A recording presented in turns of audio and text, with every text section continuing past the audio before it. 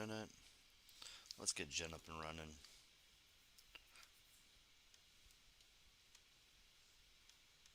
All right. Yeah. Let me just. I'm gonna get Jen up and running here, guys. Let me get rid of myself. All good.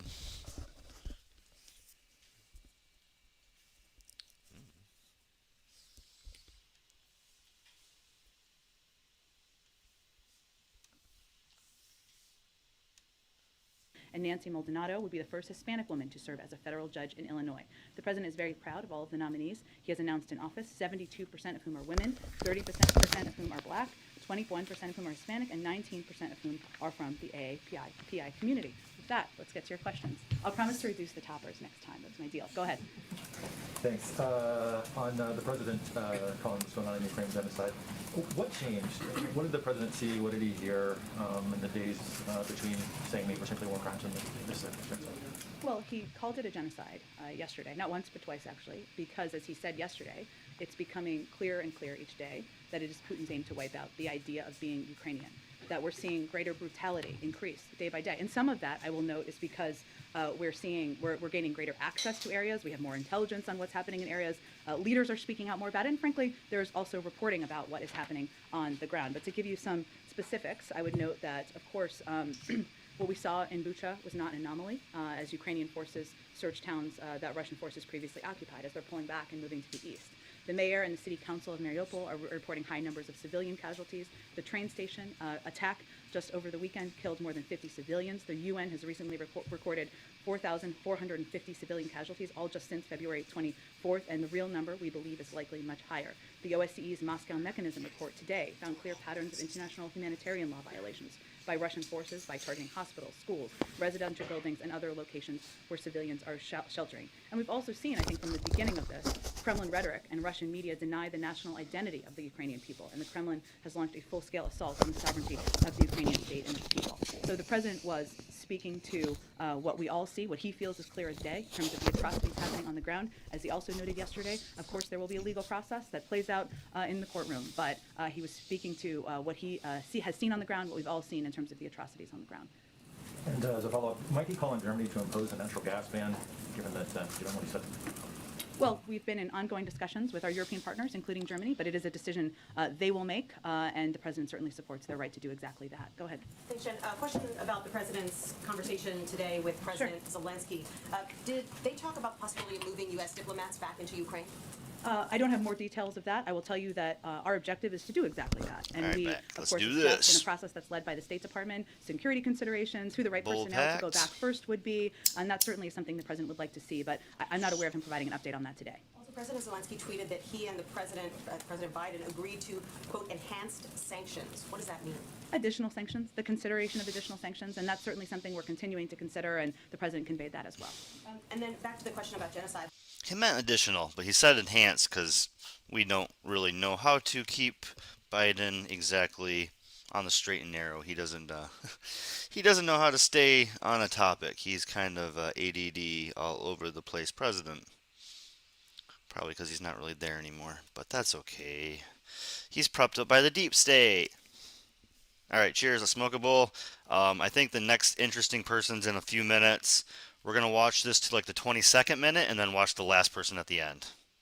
Last week, Jake Sullivan was here at this podium. Cheers. He said we have not yet seen a level of systematic deprivation of life of the Ukrainian people to rise to the level of genocide. So is it now the White House position that you have actually seen a level of systematic deprivation that would qualify as genocide? Well, the president spoke to that twice yesterday, and of course he's the president, and we are here to implement his views. And then finally, has the U.S. or any non-governmental partner had any ability to assess with any greater certainty that any kind of chemical or nerve agent was actually used in Mariupol? We don't have any update on that at this point in time. Go ahead. Thank you, Jen. Following up on Nancy's question, did anyone know that the president was going to use the word genocide in his remarks? It seemed like a passing remark or passing reference. Did we know he was going to drop the genocide bomb when talking about Ukraine? Oh my God, we're such playing childish ass games right now. In a broader conversation about inflation. Well, he's the president of the United States and the leader of the free world, and he is allowed to make his views known at any point he would like. But it was not.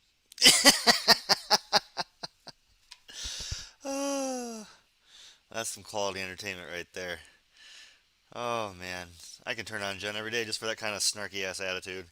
Like he did say genocide. He did say genocide, right? We did call this a genocide. This skirmish that's been happening for a few weeks. We haven't used the word genocide for a dozen things that are actually happening the last 30 years that have actually happened in the last 30 years, but we're going to call this one a genocide. Not scripted, that wasn't pre-planned. Again, I think we shouldn't misunderstand who he is and where he stands in the totem pole, which is at the top. And then on the call today, can you clarify one other thing? There has been some reporting that the helicopters were not going to be part of the package, and then they went back into the package. Can you clarify if the call with Zelensky was the item, was the thing that put those helicopters back in the package? So on this, I know there's been some different reporting and confusion, so I appreciate you asking. We are, of course, in constant conversations with the Ukrainians, as is evidenced by this morning and the 2-hour call that Chairman Milley and Jake Sullivan had last week on what they need and how we can. Yep, that would be one. Palestine, Yemen, another couple. Um, there were some. I saw somebody tweet today that there was like 6 or 8, like they're like, oh, it was a meme. It was like 6 or 8 atrocities that the UN have completely ignored. But we're freaking out about this one. But there's been like 8 atrocities over the last 30 years that you could call them. You could call all 8 of them genocides if you know. But we're freaking out over this one. Be helpful. It was unclear for a while from their side whether they wanted additional helicopters. We have provided them helicopters in the past, What do I have to and say, today yo? they made clear they wanted them in. So we said, great, there are helicopters in the package. The first bus of migrants arrived in D.C. today. Texas Governor Greg Abbott making good on his promise to send migrants to the president's doorstep. I think you previously called it a publicity stunt. Is that still the view of the White House? Can you give us any reaction to this busload of migrants arriving here in D.C.? Well, these are all Jesus. migrants. Hold on. Let me. God, just. All Have right. been processed by CBP and are free to travel. So it's nice the state of Texas is helping them get to their final destination as they await in their outcome of their immigration proceedings. And they're all in immigration proceedings. And then on your statement this morning, you had mentioned in that statement that the truck inspections have led, that Governor Abbott has been conducting, have led to disruptions for the food and automobile supply chains and rising prices for families. So is the White House blaming Greg Abbott for inflation? Well, I think we're trying to state the facts of what another political stunt that we're seeing happen and the impact of it. And what we're seeing is right now, factually, there's over $1 million in trade crossing over the U.S.-Mexico border every minute. These actions are impacting people's jobs and the livelihoods of hardworking families in Texas and across the country. That's not a political statement. That's a statement of fact. I'd also note that what we're seeing with these unnecessary inspections of trucks transiting ports of entry between Texas and Mexico are significant delays, which are resulting in a drop in commercial traffic of up to 60 to 70% in some ports. And that is significantly impacting the local and regional supply chains to the point that trade associations, officials, and businesses are calling for the Texas governor to reverse this self-inflicted gridlock. I'd also note that CBP officers are very good at their jobs, and Texas DPS does not need to replace CBP at the southern border. CBP has conducted a record number of drug seizures with more than 900,000 pounds of narcotics seized just in FY 2021. So the economic impact here, something that people of all political stripes are calling for a reversal of, is something that we think is significant and we felt should be shouted out. And then last one, does the White House still view inflation as Oh, I love how many questions they give her. I gotta remind you guys all this every time. She is the Fox person. It's her and a guy that do it, go back and forth. And they literally get more questions than anybody every time. There's no one that ever even touches on how many questions the Fox person gets, and they're always pro-war. They're always pro-intervention. They're always pro, fight, fight, fight, and that's the voice that gets heard the most at every White House briefing. So that's just needs to be heard. And while she said shout out, I wanted to do this because I've been doing it on the regs. That's not the one. This one. All right. Just because I am getting more notifications on Twitch, on YouTube about warnings and such. Although, now recently, Jackson and Hawes have both been suspended off of Twitch, so everybody's getting some pushback at the moment. Everybody's getting hit at the moment, but the thing is that they have been going crazy on just one subject where I don't. So I don't know. I think maybe I'll be safer. Like I said, I get more attacks on YouTube. YouTube's constantly messaging me, constantly harassing me, and where Twitch I've never gotten any problems with. So I'm gonna keep doing what I do, but it looks like I'm gonna be doing it more on Twitch because Twitch does not hit me as often. But if you're following me on YouTube or Twitch, thanks a lot for hanging out. We got a lot more news to cover. And like I said, we're watching this opening video till like another 10 minutes of this, then like 2 or 3 minutes at the end, and then we'll move on past Jen's farewell tour. Oh, we've loved you, Jen. You've been so much fun to get mad and annoyed with. Story. That is the view of the Federal Reserve and outside economists, and they all continue to project it will come down this year.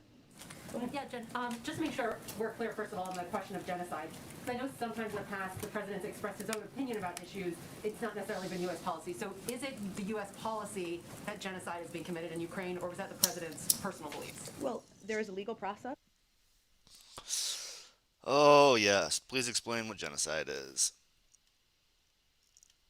As the president said yesterday, that will be undergone and will happen. And he wasn't Do you think it will? Do you actually think it will? Does anybody think it actually will? getting ahead of that. He was speaking to what he feels we see on the ground. But regardless of what you call it, what our objective now is evidenced by the enormous package of military assistance we put out today, is continue to help and assist the Ukrainians in this war, and one where we see atrocities happening every single day. Is there any concern, though, that the president's views on things differing from what the actual policy is once it's gone through all those legal channels, that could be confusing to world leaders when the president's saying one thing but the policy isn't necessarily How would it there yet? impact the outcome? Yeah, well, I mean, once there's a genocide being committed in a region, other countries would treat that in a certain way, if that's In what the way? policy. I guess as far as how the way leaders would try, decide how they're going to respond to that. So, and I don't Well, know, typically maybe a consideration of genocide takes years. I mean, look at, there are many past examples, and if you look at even Uyghurs, right, and what we've called out happening in China, that took many years to call out. That hasn't meant we've provided a range of military assistance. What we are doing now is we're trying to prop up and support Ukrainian leaders. There are other, and the military, of course, there are other leaders who have, in the world, who have said something similar to what the president has said recently, because they're also seeing the atrocities on the ground. I don't know that it's changed policy or confused anyone. I think they're speaking all from what they are seeing with their own eyes as we look at the visuals of what's happening on the ground. so you don't think it's in there. And then just a quick follow-up from a topic from last week. Following the president's exposure to House Speaker Pelosi, did he ever receive any post-exposure prophylaxis, like monoclonal antibodies, which are approved from the FDA in certain circumstances for people who've been exposed If to you're COVID? immunocompromised, Immunocompromised, He's people at not. high risk. Yeah. he's not immunocompromised, so no. So he did not receive any He's treatment. not immunocompromised. Okay. Go ahead. Thank you, Jen. Earlier today, Treasury Secretary Janet Yellen said countries that are currently sitting on the fence amid Russia's invasion of Ukraine risk facing isolation from the global economy.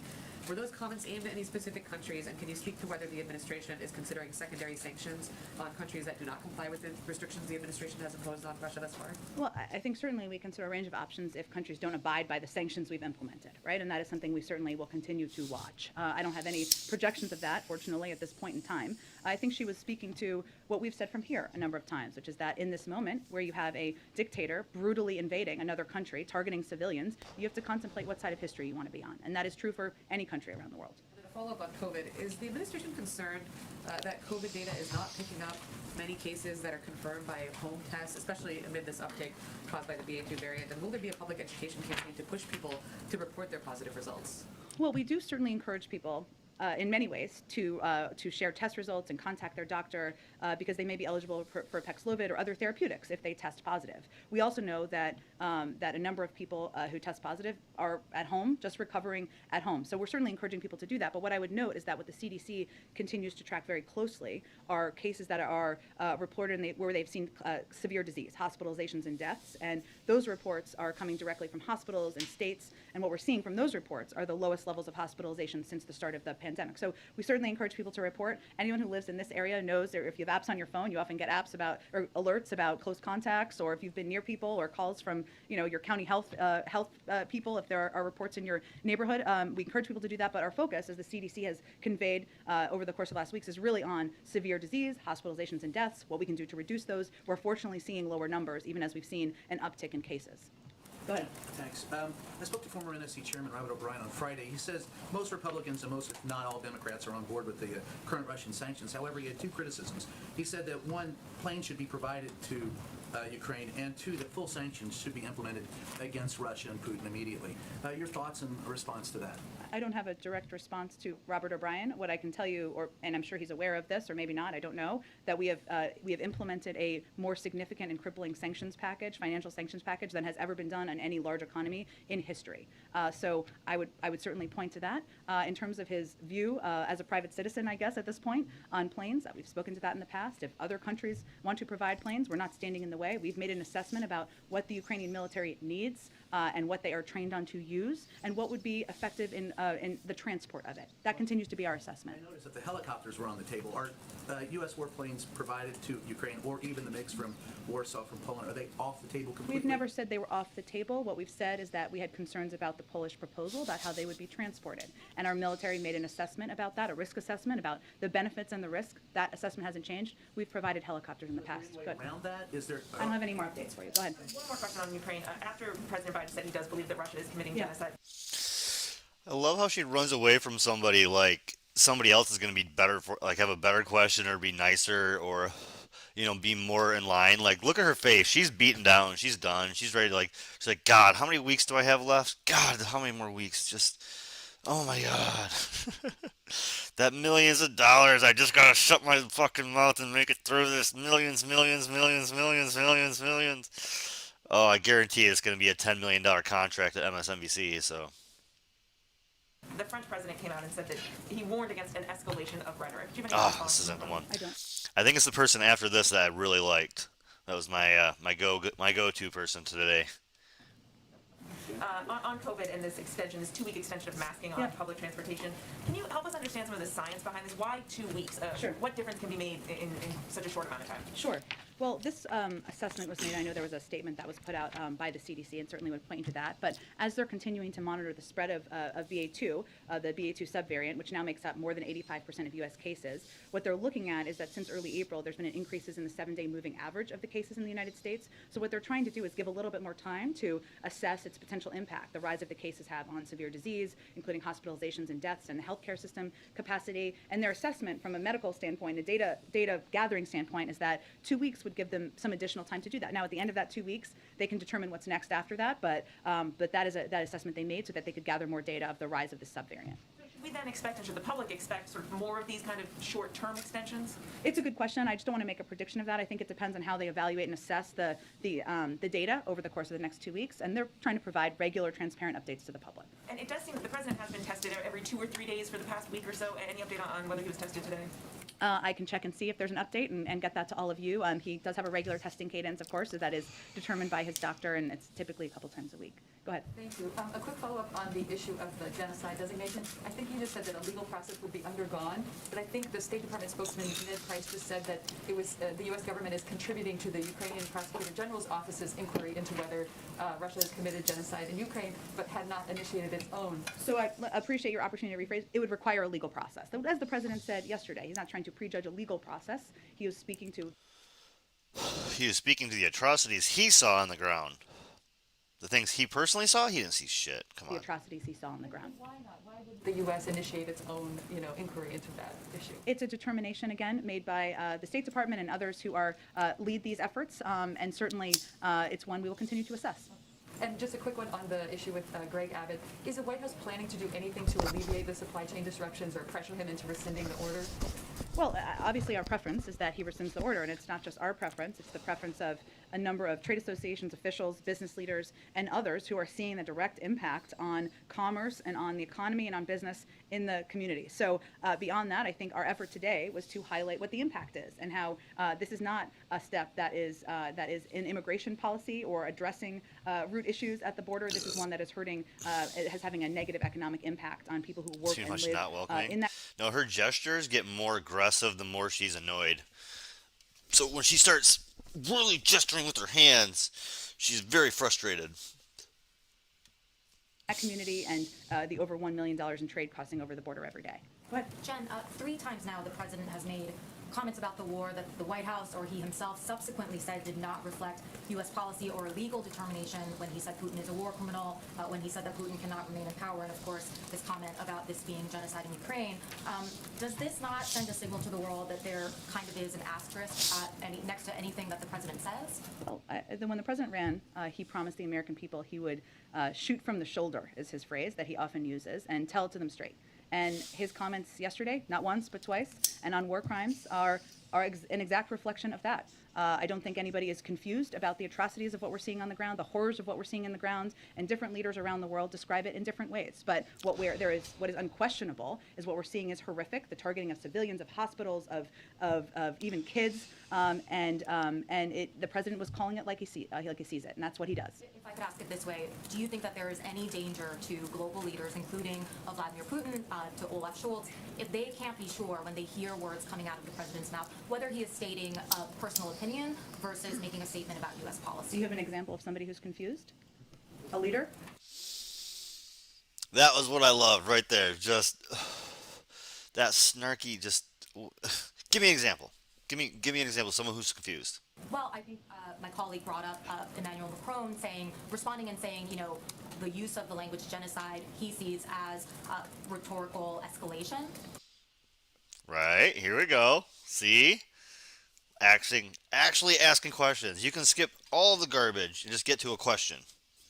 President Putin is brutally targeting civilians and brutalizing a country right now. So this president, was speaking to what those atrocities. I mean, if you're gonna use that kind of vague shit, let's go with Obama brutally killed civilians and targeted civilians in his drone bomb efforts, killing 90% civilians. Put some context to your shit. And what he is seeing on the ground. A number of other leaders have done exactly that.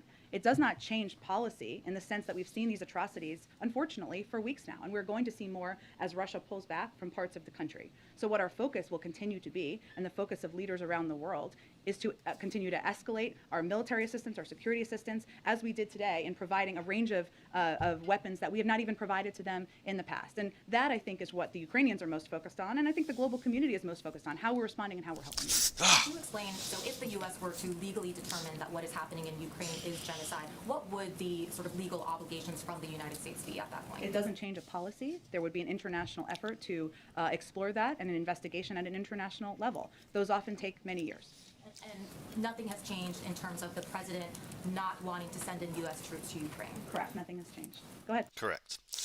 We're not going to change anything. We're just very acknowledging that there's a genocide happening right now in front of our faces. We're not doing anything, but there is a genocide. We're calling it a genocide. We're going to let somebody else investigate it. We're just calling it a genocide. We're going to let the investigations happen, but we're calling it a genocide. Like, God damn, she cannot wait to start making that money and stop having to lie for these assholes. Oh my goodness. Let's see if I can get this right. This last person, we originally listened to this and was just so taken off by his first question that I didn't get to hear his second question. So we're going to do this statement by statement here. I think that's the proper way to do it. Statement by statement. Can you not go forward? Conveyed from our end that it should be on the table. Thank you, Jen. Oh, go ahead. Jen? Go ahead. Thank you, Jen. I would like to ask you about first of all, I know we've had a report that you may be leaving soon. How would you like to be remembered as White House press secretary? So the setup question made us so mad, we could barely listen to it. We were just screaming and yelling like, God damn son of a... You asked that question? Are you fucking kidding me? And I was like, wait a second. I recognize that voice. So I paid attention and watched who it was, and I was like, okay, because that is a bullshit question. She only answers questions for 30 minutes a day, 3 or 4 days a week. You have to come, like, you get asked, you get called on maybe once or twice a month as a non-mainstream media person. The Fox, ABC, NBC, CBS, those people all have one person that gets called on pretty much at least once a week. But other stations, they only get called once every couple weeks, once a month. So you got to take that question, and that's what he starts with. But I forgot who it was, and he likes to do this. Well, one day I will not be here, either to spend time with my kids or because the president fires me, hopefully not the latter. At that point, I'm sure I can reflect on that. But Whoa, whoa, whoa! She tried to go over him after that. He's like, no, no, no, no, no. That's not the real question. I was trying to butter you up. The WHO TG said today at the press briefing that the way the West, the world is treating the crisis in Ukraine and the crisis in Yemen, in Ethiopia, and elsewhere seems to be different. Is he wrong? I don't know more context of. In terms of refugees, the way, like, I've asked you many times, why don't you grant TPS to refugees from? Sure. from Okay, Cameroon, that's helpful from clarity on your Colombia? question. That's a process that is overseen by the Department of Homeland Security, and an assessment is made through that process. So I don't have any updates for you on that. I know you keep saying that, but are you not supposed to lead the way? Like, these are people who are suffering. Ethiopia is unstable. Tens of thousands of people have been died. And we Millions of people and we have been spoken to that a number of times from here, from the State Department, from the Defense Department. All I'm conveying to you is that there are processes that happen through the interagency, and I don't have an update on the status of TPS designation. Yeah, she's gonna run. Remember, she was ready. She was willing to ask another person a question, but after she punched him a few times, oh, that was a good battle. That was a good little battle. Yeah. I don't know if she doesn't recognize him. Like, what was that? Being all nice and buttering her up, and then just boom, boom, boom, boom. That's what he does. We're so riled the first time, didn't even hear his question that he actually hit her with. Which he did. He got her. Alright. We gotta do another segment.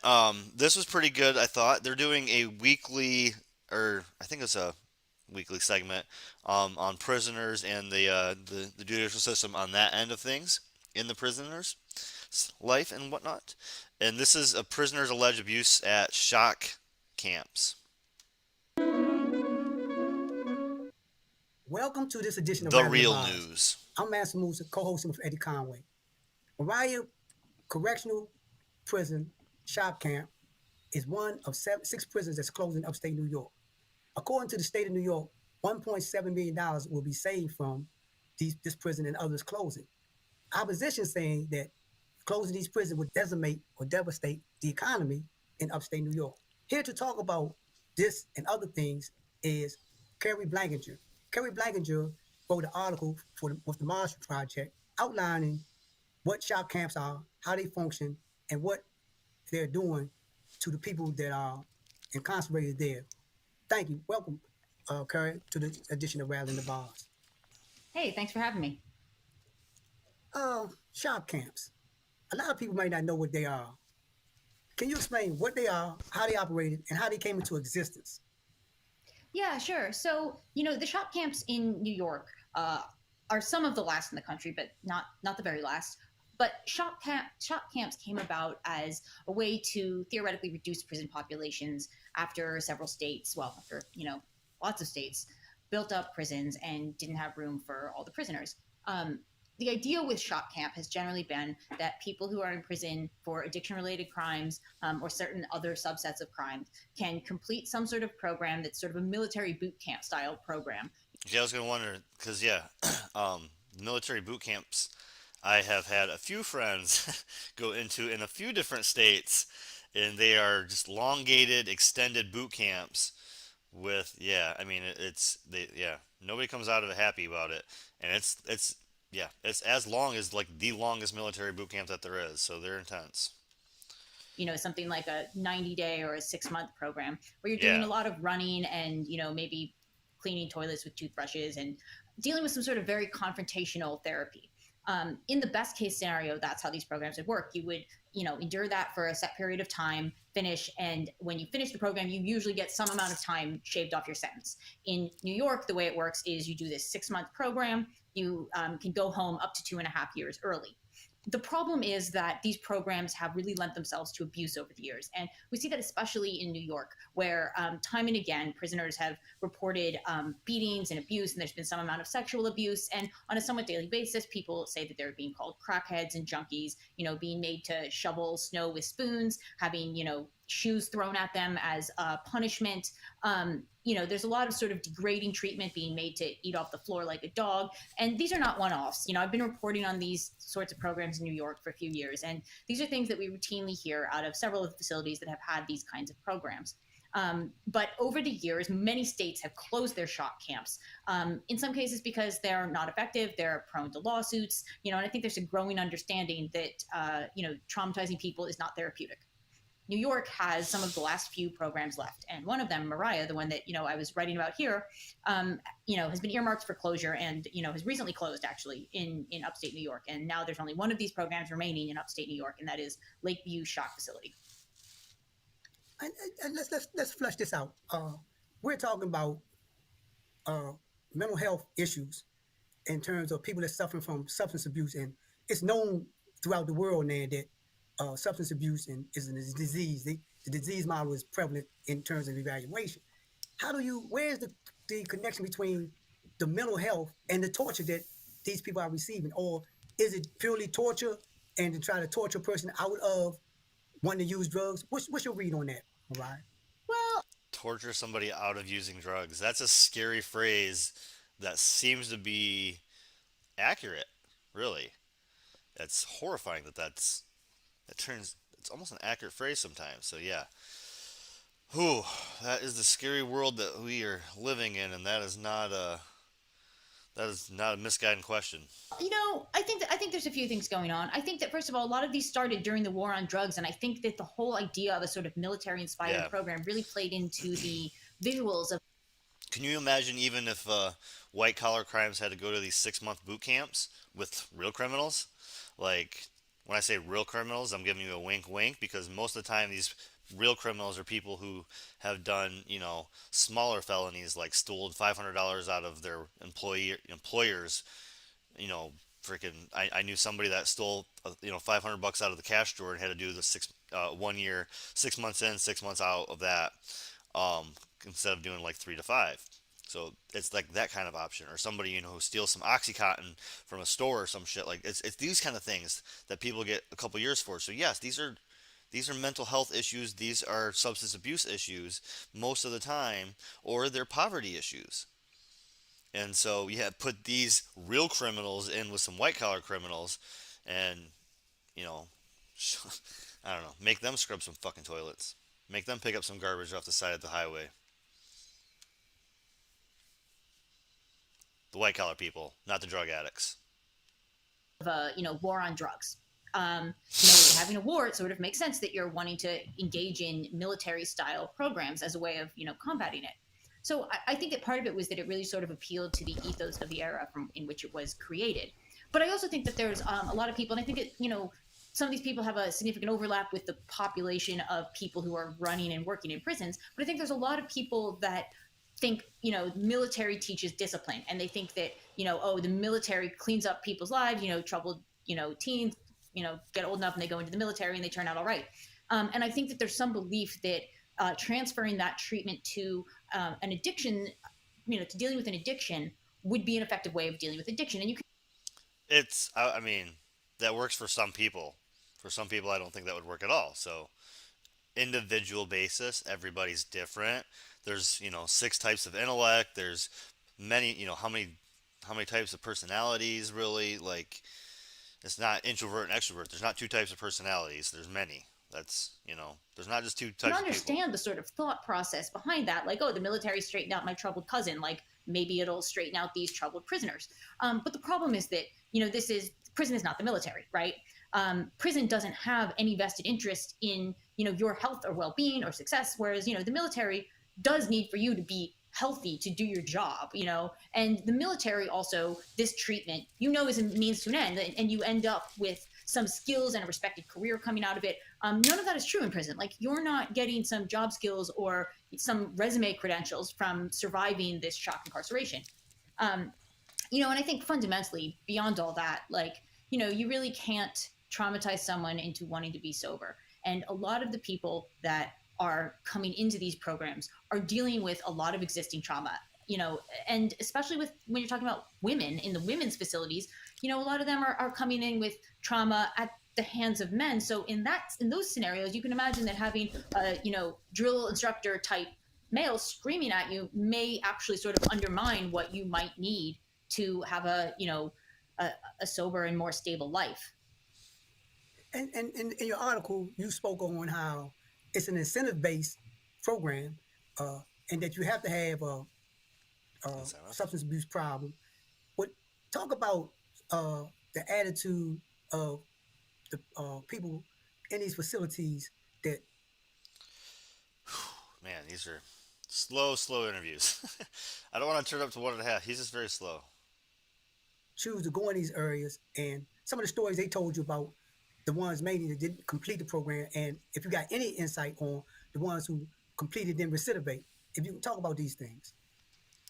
Yeah, sure. So I mean, I actually did time in New York prisons before I became a reporter. So this was actually a choice that I was faced with. In that, when you go through reception, which is what they call it when you get to prison, and they do tests and they figure out what prison they're going to send you to and what programs you're going to be required to do. When you go through reception, you know that one of the possibilities is shock if you qualify. Typically, that means that you have to meet some sort of age requirement. You usually have to be at least 18 at the time of your crime, and usually have to be under a certain age, although the exact age that you have to be under has changed over the years. Um, and at the time that I was going through, you also couldn't be on any mental health medication. So you couldn't be on Prozac, you couldn't be on, anything for. Can't be on mental. Like, you have an issue. We're not going to allow you to take anything natural. We're not going to allow you to take anything pharmaceutical. Good luck. The fuck? That doesn't make any. I don't know, bipolar. Like, there's all sorts of pretty necessary psychiatric medications that would be in and of themselves disqualifying. Not because the program was so rigorous that they were worried you couldn't make it through if you needed mental health care, but more because the facilities were all considered low security facilities, and if you were on any psychiatric medications, they simply didn't have the mental health staff at those facilities who would be able to give you those medications. Recently, like in the past 2 years, this has theoretically changed, and the Department of Corrections says that now people who are on mental health meds can qualify. I don't actually have any evidence as to whether that is happening or not, because just because they say a thing is permitted by policy doesn't mean it's something they're doing on a widespread basis. So the verdict's kind of out on that one. But Yeah, what happens if what happens if billionaires found a way to get massive amounts of profit by helping out mentally disturbed, mentally unstable people? Like, if we get, instead of putting people who, aggression issues, depression issues, schizophrenic issues, antisocial, climatic antisocial behaviors, all these things that make them unable to be stable and have like these random, I'm sure everybody's known. Like, I knew somebody who like by the time they were 30, they were involved in 2 car accidents, a stabbing, a shooting. Not stabbing people and shooting people. Like, they just keep getting involved in shit, and they did a few small stints, and because they were like in a car that somebody went to a robbery. Like, they didn't know there was a robbery. They're just in the car, and somebody went in and robbed the place and like get some money for the week or whatever. And like, they didn't think anything of it. And yeah, so they did like 6 months in jail.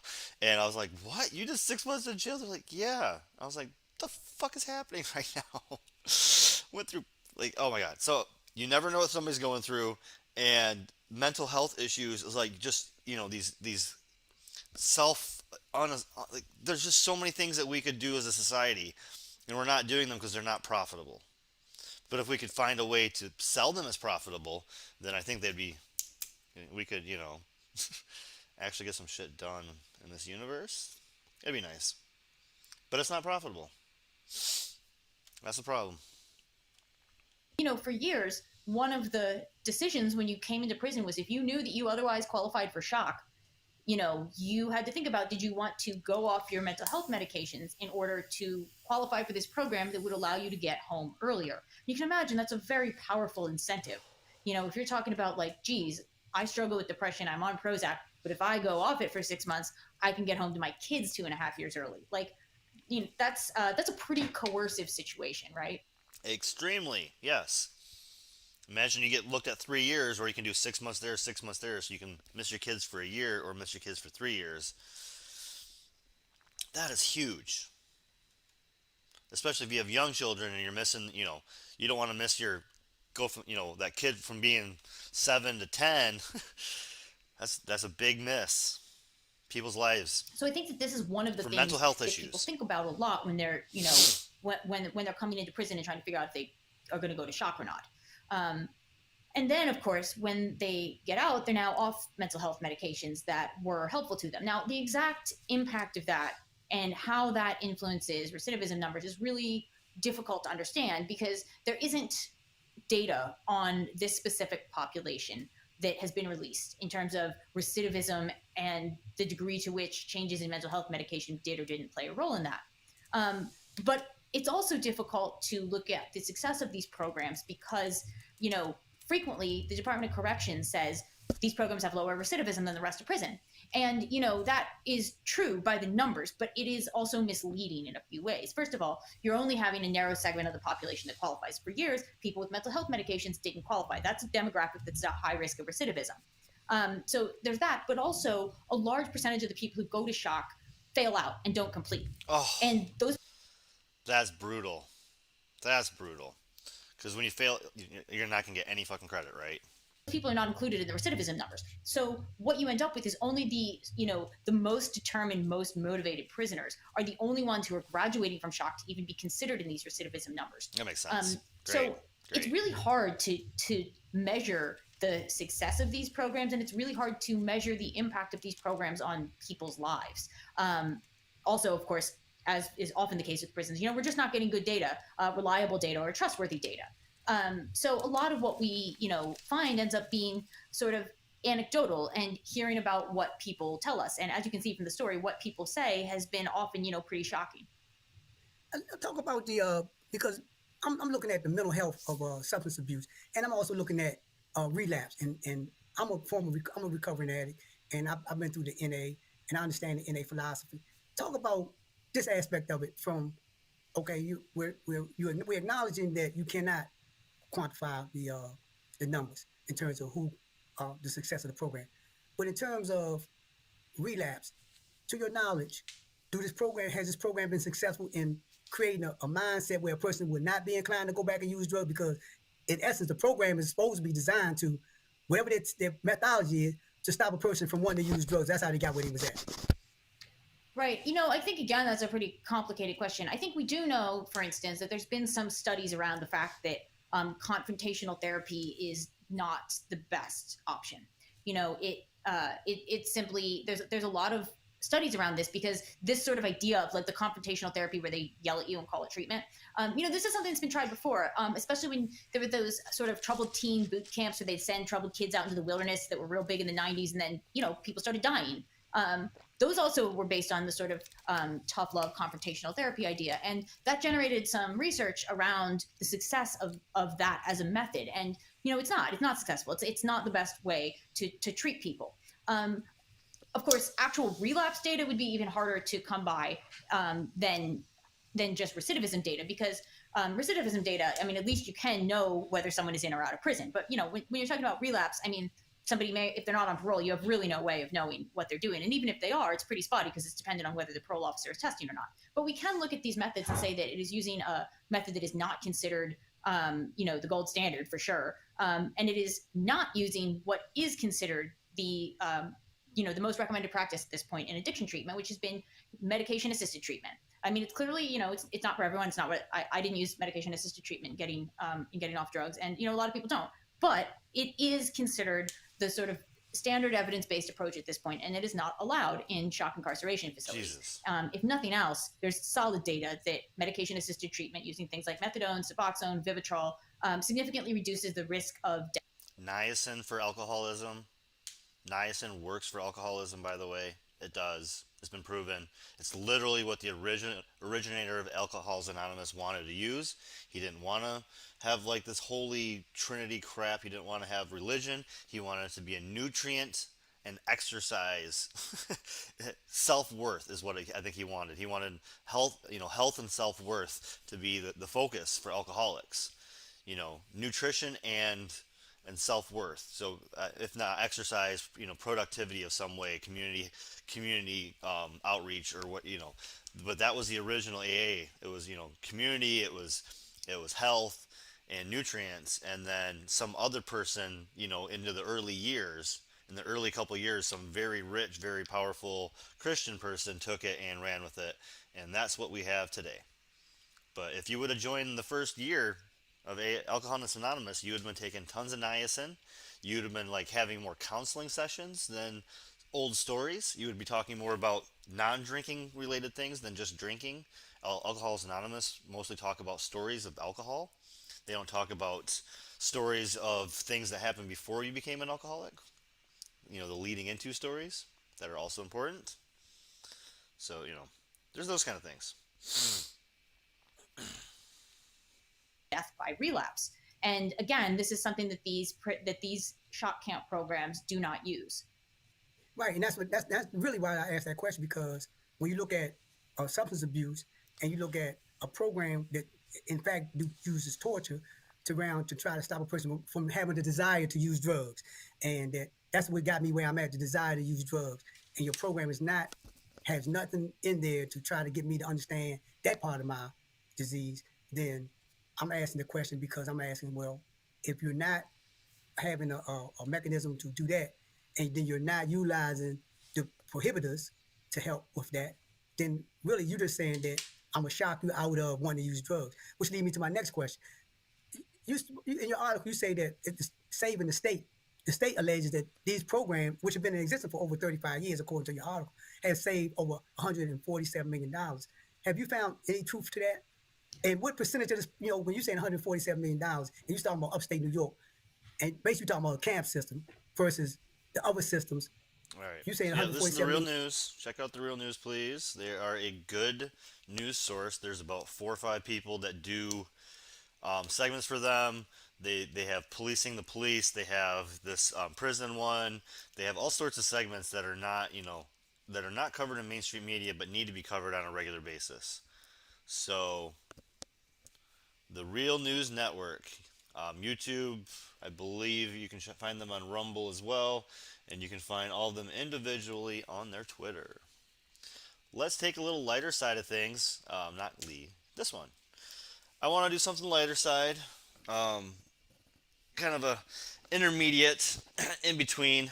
Let's get the first segment done, and then we'll hit some harder stuff here in the second segment. But I'm Ellen, and you're watching another exciting episode of You Should Know This. For those of you who have never watched it, here it's a little trivia. It's a fun trivia game. We talk about a lot of heavy subjects on this show, so we like doing some fun trivia. Ron is very knowledgeable about music, and so that's the same here. I do a lot of heavy shit, so once in a while, I want to do a segment that's lighter. These guys are good comedians. They both do a lot of heavy hitting news. If you want great information on like the Epstein trial or crypto or Julian Maxwell, that kind of stuff, check out Graham Elwood.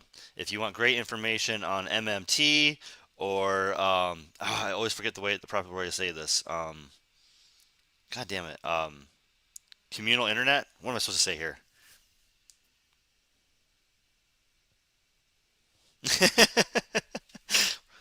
Right? I'm very knowledgeable about movies, and neither one of us knows much about the other one. So, as it's been, if you've ever watched the show, you've seen some amazing things happen, like Garbage Taxi. Is probably the Garbage final... Taxi, dude. It's gonna be the best movie. Like, I can't wait to make the movie. Garbage Taxi is my all-time favorite. You should know this. That was classic. That was. I guess. So shit. Ron will say a line from a popular piece. So yeah, this is fun, but I wanted to, if you want to talk about that, Mister, I believe you know health quite well. Niacin is a B vitamin. That's fantastic.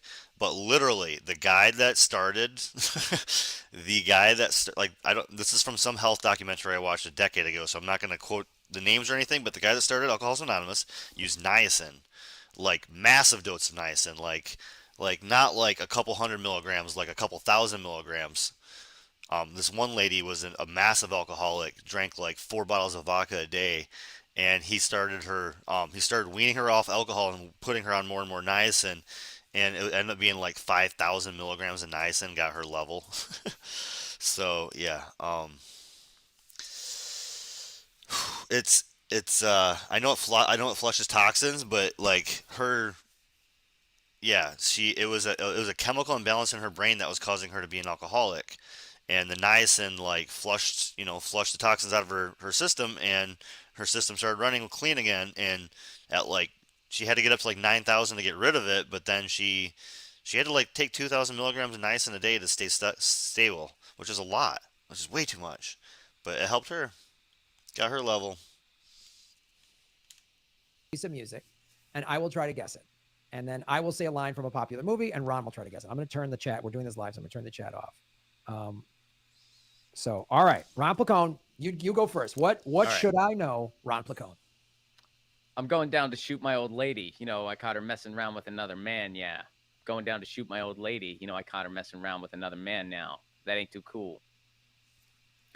Well, Ron, you threw one right into my wheelhouse because this is Corn Pop's theme. This is Jimi Hendrix, Hey Joe, and I believe this is from Are You Experienced? Like, I know the whole album. Like, I know. Dude, I mean, yeah. I mean, I figured I'm like, either Graham is just not going to, or he's going to, like, get it right away. It's going to be one of the two. Either you're going to just space it, or it's like, I feel like I've heard this a million times, but it's not hit. This is a 24-minute segment, and he got it in the first minute.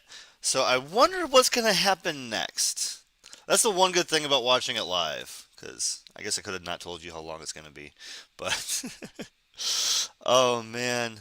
So this is going to be a fun battle then.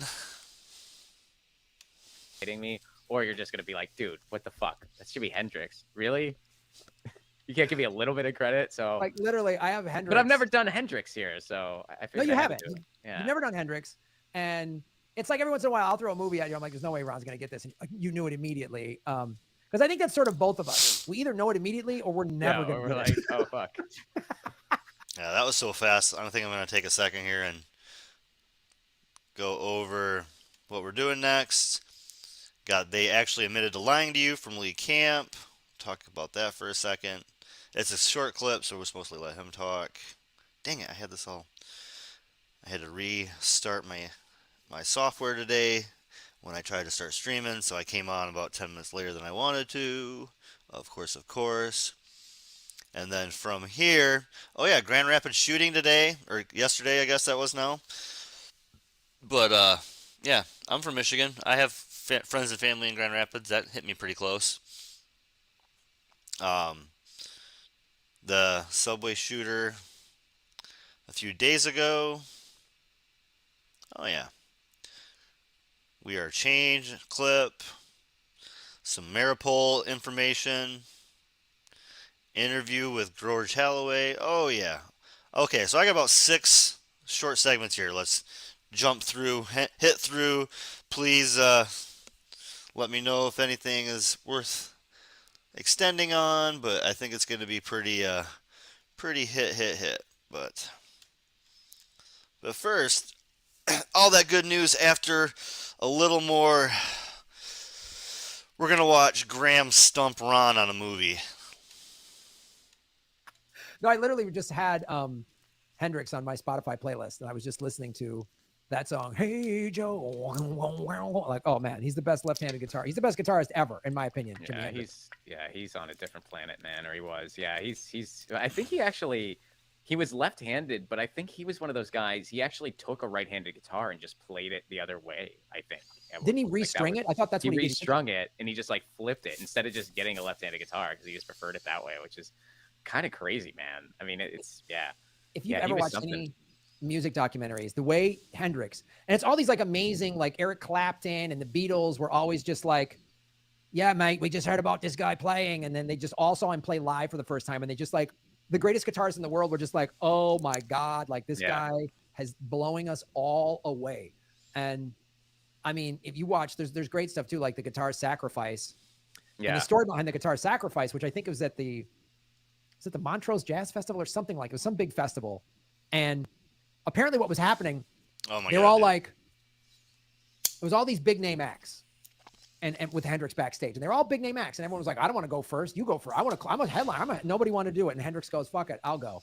And goes out there and does Guitar Sacrifice and literally sets the guitar on fire. And it's just this like voodoo fucking ceremony. It's just amazing. And everyone is just like in the audience is blown away. And then Hendrix is just like, all right, follow that. Yeah. Well, dude, Little Richard did something like that too. Like there was like something where Little Richard didn't like where he was going, like on at a show, so he just like tore the freaking roof off the place, and he like threw the piano bench, like stripped down to his freaking underwear, and then he walked off stage. And I don't know if it was like Carl Perkins or who it was, but he just walked off and he goes, "Follow that." It's like, but yeah, man, no, Hendrix, yeah, he inspired like every type of guitarist. Like he inspired everyone from Eddie Van Halen to like Robert Smith, because he's the type of guitar player where it's like if you were into really just using all the space and weird chords and stuff like that, he was your guy. But also if you were into like a lot of fucking mean leads, he was still your guy. Yeah, he is. He is amazing. All right. Here we go. This is a quote from a famous movie line.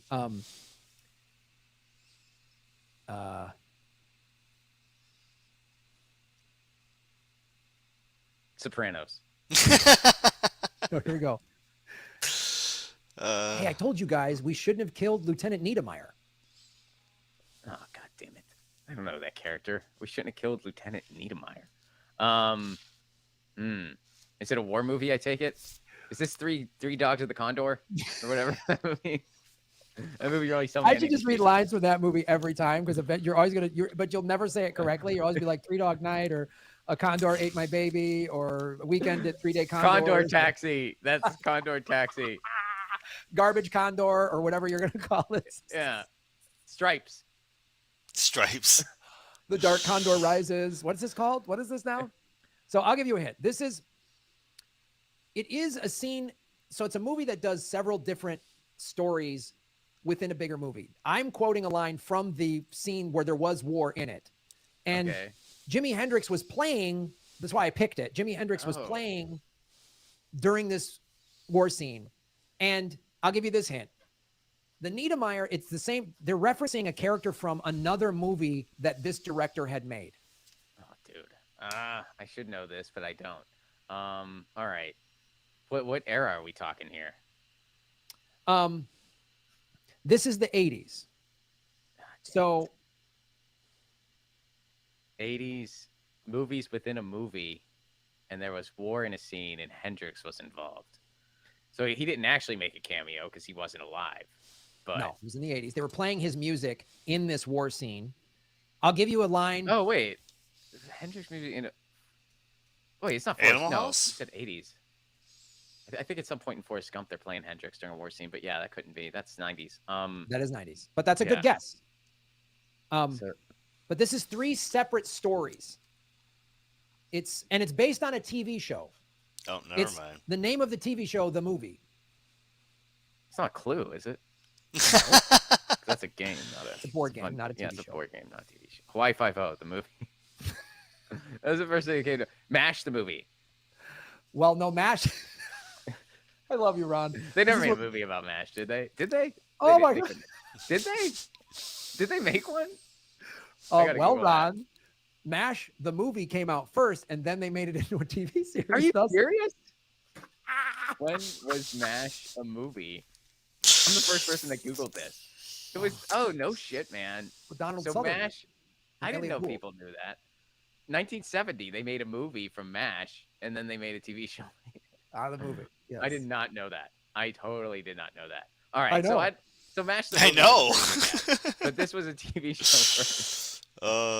This confirms the theory that Ron thinks everything is a TV series. But everything's a TV series, man. All right, so it's a movie, and it's called Blank the Movie, and it was a TV show first, and there's 3 different stories. Oh man. I'll give you this hint too. The original TV series was all in black and white. And then they made this Pink Panther. Well, that fits. Roger Rabbit. Hold on. At first, I need to understand. There was a Pink Panther TV series that was in the black and white in the 60s that I missed. There wasn't? I'm pretty sure there was. There was something Pink Panther in black and white. Because like some of it was a cartoon, but like others was like a dude. And I don't know. My parents liked all of them, so they'd always have it on, and they'd be like, "This is Pink Panther," and I was like, "Where's the cartoon?" And they'd be like, "I don't know. Shut up." I'm like, "All right." Shut up. You know what I'm talking about? That's the thing. Yeah. Okay. We're just gonna unpack that one real quick. There was Pink Panther. The original Pink Panther movie was starring David Niven. It was a movie. and then it became Pink Panther with Peter Sellers. They later made it into a animated with an actual Pink Panther. But yes, so yeah. Trying to find what I was thinking about, but yeah, it's not. Yeah, I mean, I could have sworn. Wow. Yeah, I don't know. All right, so something the movie, and it was a TV show. The TV show is all in black and white. Very iconic TV show. Like, would I know the TV show? Yes, you probably would. Like, it's right. it's the host of the TV show was this guy that very stood out. He's been parodied and spoofed, but he wrote a lot of really amazing movies and screenplays and I don't know what he's talking about. And so they took a bunch of the stories from that TV show, which was a 30-minute TV series, and made it into a movie. They took several of the stories. It's not Happy Days. That was in color. What? Oh, for some reason I just thought Ron Howard when you but yeah. All right. Happy Days, the movie. You remember that war scene in Happy Days? Remember that scene Fonzie got drafted or whatever because he wasn't in college. Oh God. So they drafted Fonzie, the guy who was in high school when he was 35. And actually, that's what would have happened. Fonzie would have gone to Vietnam, but yeah, he would have been in Vietnam. Oh God! Hey. Now you're... Hey. Oh, Viet Cong, sit on it. If I jump this shark on my motorcycle, we got to end the war. Hey. Just start the jukebox and the war's over. They're like, the Fonz did it. Oh God! I'll take a milkshake now, Artie. Oh, somebody just put the breakfast condor into the. That was my next guess, man. They're fucking up. So it's not the breakfast condor. I take it. It's not the breakfast condor. No. Breakfast condor. It's definitely. All right. So wait, it was a TV show. TV show was black and white. I've probably heard of it, and and the movie's in color. The movie came out in the '80s, based on the TV. Wait, no, this can't be. The something, is that right? The Outsiders, Babysitters Club, Twilight Zone, Titans. Well, the Outsiders Family. Well, okay. Munsters. Hold on. So, the Addams Family, the movie, right? Yeah, that was a fun one. That's not a bad. You're in the same wheelhouse in the sense that was a black and white series in the '60s that they then made into a movie. Now, this TV series that I'm talking about was not a comedy like the Addams Family or the Munsters, which were both black and white. I don't think they ever made a Munsters movie, but this was a black and white series that was a drama. And yeah, and it's the something. And it would always the TV series would always enter. It would always start with "You've just entered Twilight Zone." Yes. I mean, yeah, you gave it to me there. I just gave it to you. You just entered. I mean, yeah, the Twilight Zone. What do they got to talk about for 10 more minutes then? Yes. I want to say the Twilight Zone a few times there, but it's so obvious. Like, it's too obvious, right? All right. Well, that's a fun little series. Fun break from the intensive news. And yeah, I was thinking Twilight Zone, I have to admit, but it seemed too obvious. But then again, he knows no shows. If you ever had that person that doesn't know any movies, Ron knows less. And it is entertaining to watch him struggle through. Like, he just has no concept. Okay. Now, getting to the bottom of that is harder than figuring out the David Lynch film. If anybody's watched me before, you know. He has been censored, and I will be showing him a lot while he is being censored. I will show him almost every night, I think, because he is being censored. He got deleted from YouTube. He got censored from Spotify. He got taken down. So you need to find him on alternative sources mostly. Rockfin, Rumble, I believe Odyssey has all of his old stuff. On acid. Actually, it might be easier on acid. Look, no one is arguing that no innocent civilians have died in Russia's invasion of Ukraine. But are we now at a place where we don't even care what the truth is? It's now just totally cool for our media to print Russian soldiers eat entire Ukrainian orphanage, even though they weren't even hungry at the time.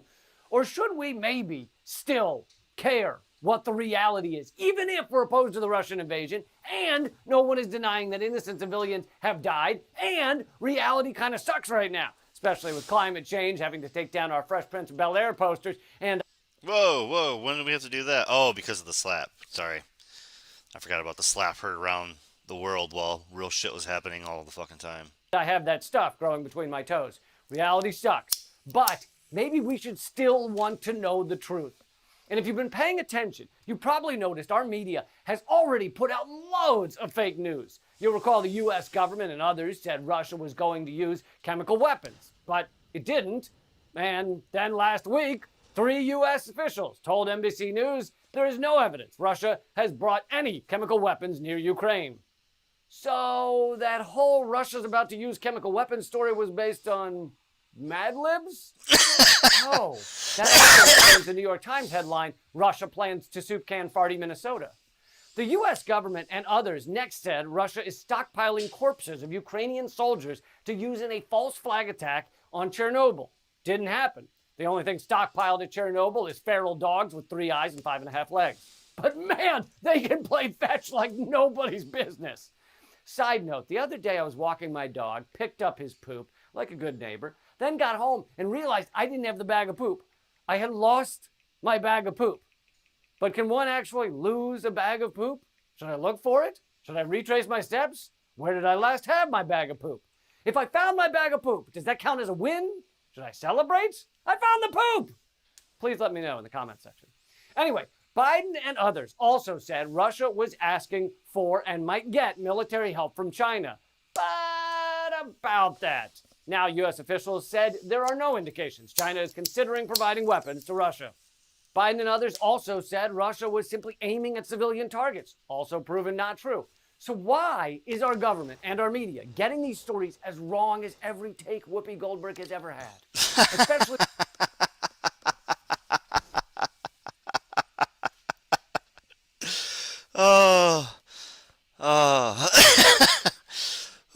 I needed to not laugh over that because that was hilarious. when the truth is bad enough. Russia is bombing Ukraine. People are dying. War is disgusting. So why can't our government, filled with very rich lunatics, and our mainstream media, filled with slightly less rich lunatics, get the news right? Well, it's not that they're accidentally getting these stories wrong. As journalist Caitlin Johnstone wrote the other day, U.S. officials admit they're literally just lying to the public about Russia. Even neoliberal war hawk network NBC News reported it. They said, in a break with the past, U.S. is using intel to fight an info war with Russia even when the intel isn't rock solid. And by not rock solid, they mean completely made up. The 2015 stock performance of Theranos was more grounded in reality. The officials say the Biden administration has been rapidly pushing out intelligence about Russia's plans in Ukraine that is low confidence or based more on analysis than hard evidence, or even just plain false, in order to fight an information war against Putin. Low confidence? So if we have low confidence in Biden and low confidence in our poorly named intelligence services, and then they have low confidence in the bullcrap info they're feeding us, by the time the sausage is done being made and oozes out the rectum side of CNN, Fox News, and the Washington Post, none of us should believe any of it. Caitlin Johnstone also pointed out former MI6 Chief John Sawers told the Atlantic Council think tank in February that Biden administration's intelligence releases were based more on a general vibe than actual intelligence and were designed to manipulate rather than inform. Designed to manipulate? A general vibe? We're trusting news stories based on a general vibe? That's insane. Besides, I thought the general vibe of the Biden administration was final days of Charlton Heston cursing at his diapers? Or Mr. Burns propped up using Spanx duct tape and embalming fluid? Is that not the vibe we're supposed to get? That's what I've been getting. Don't forget, the U.S. government has a long history of lying to their own people. They lied us into Vietnam, Iraq, Syria, Libya, Afghanistan, Iran, Panama, Haiti, Guatemala, Chile. Hell, they even lied me personally into a McDonald's once. I thought the McRib sandwich must be made out of either ribs or Irish people, but it's neither. The 22-page waiver you have to sign to buy one says so, and you have to sign in synthetic barbecue sauce. Back in 2013, Congress even repealed a ban on spreading U.S. government propaganda to Americans. Our ruling elite wanted to make sure that they have the right to completely lie to us. If we know the mainstream media and our government are literally making shit up to tell us about Russia, do we even need them anymore? Don't we make up stuff ourselves? Why doesn't CNN just run with, Americans, please stay home today and tell yourself some crazy shit about Russia? Extra points for creativity. So to sum up here, if the U.S. government has now admitted they are making everything up, then shouldn't the mainstream media stop reporting it as if it's true? And shouldn't Americans stop believing the media's trash? Even if you're opposed to the Russian invasion, like I am, and opposed to NATO expansion, like I am, shouldn't you still want the truth? Let me know what you think. Leave a comment, or better yet, become a member at patreon.com/LeeCamp and get exclusive content. Until next time, keep fighting. Yeah. Again, that is... What if everything we think we know about our leaders? Lee Camp. You currently, best way to get on would be to follow him on something like Minds, or really, following him on Minds and then following him on Rumble. So that way, because when you follow somebody on Minds, you give them cryptocurrency for retweeting them, for liking them, and la-da-da. When you follow them on Rumble, you pay them in crypto for watching their videos, liking, commenting. So, yeah.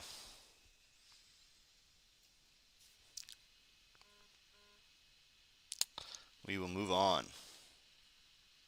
Russia. Oh, and I want to talk. This is a Sky News making fun of Saudi Arabia. Or no, this is Saudi Arabia making fun of America. This is Saudi Arabia making fun of America, and Sky News caught it and watched it. Saudi Arabia TV mocks Biden's cognitive decline in hilarious comedy skit. They put hilarious in quotation marks. I think it's hilarious that Saudi Arabia is allowed to make fun of us, but we don't say shit on our mainstream media. On you're not gonna see freaking Saturday Night Live attack MBS. You're never gonna see freaking him attack MBS. That's not gonna happen. So yeah, it's entertaining to me.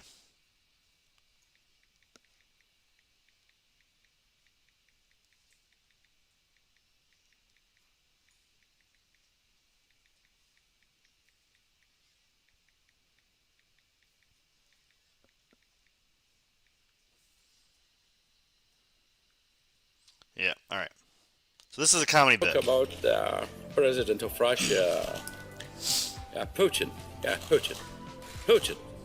Listen to me. That was a Saudi Arabia television show there mocking President Biden, his VP. That's hilarious. Good on you guys. Saudi Arabia ripping into us. Again, we're not allowed to do that to them, but it's hilarious that they're allowed to do it to us. Kamala Harris in a comedy skit. The Saturday Night Live style skit was featured in the show Studio 22, which is broadcasted on NBC, which is actually owned by the Saudi government. The big takeaway from the skit is how much Joe Biden's cognitive ability was mocked. You said it's like the same tactics that they used, that they're using on Trump. Well, this is, Saudi Arabia does fund Fox News. It kind of funds Sky News.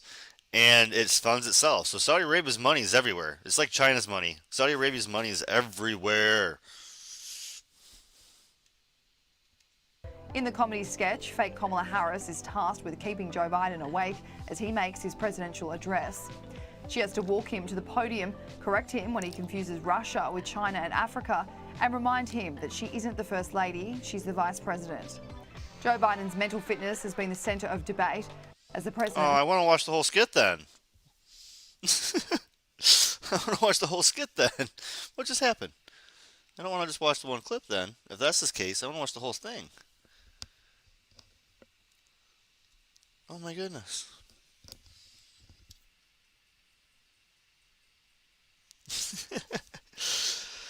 Oh, this is going to be a fun night. I want to look that up so bad, but I'm on the stream. All right, I gotta look this up while we watch the next clip. Or I guess we'll let this keep going. Let's see if I can find it. He's made numerous gaffes since taking office. Some Republicans have even called for the president to sit a cognitive test to prove he is sound of mind. Former White House physician Ronnie Jackson, who is now a Texas congressman, has led those calls, constantly tweeting that he must take an exam the same way Donald Trump was asked to in 2018. A few days ago, he tweeted, "The majority of Americans think Biden needs to have a cognitive exam. Why hasn't he gotten one? It's because he'd fail. The White House is trying to cover up Biden's cognitive decline, and they're doing a terrible job at it." The comedy skit was a welcomed laugh for some social media users who believe the president should be copying more skits like this from SNL. One person wrote, "Saudi comedy show takes up the slack left by SNL failing to do their job."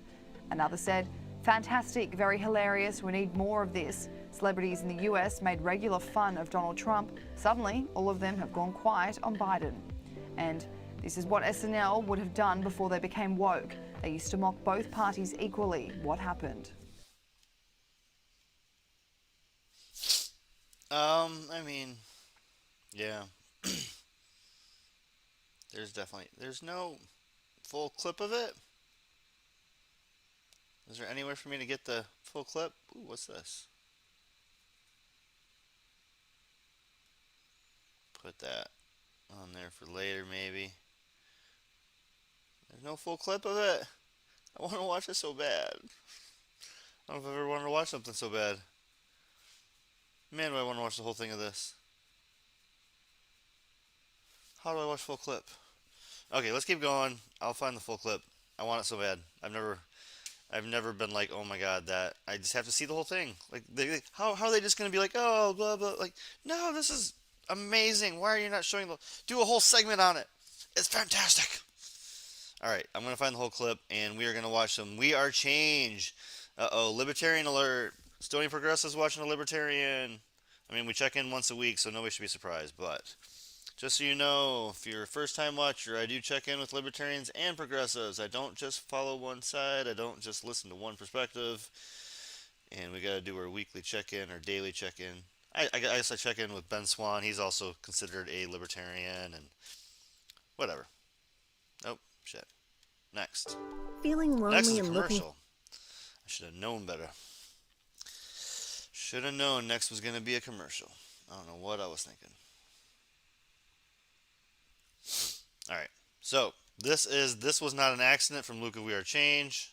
Set out on a mission to solve racism. And after calling every single thing racist, we might be done. You know, we found a way to call milk racist, hockey racist, football racist, Camping, math, gyms, AI, computers, robots, grocery stores. I guess there's nothing really left for us to call racist, so we're closing up shop. We called gay men racist, lesbians racist, knitting, scuba diving, archery, dentistry. We called dogs racist, meat eaters racist, vegans racist, buildings, Latinos, Chinese people. Dr. Seuss, Dr. Phil, chess. You know, I don't know if we solved 100% of the racism, but at least a good 30-40%. And this is our final article.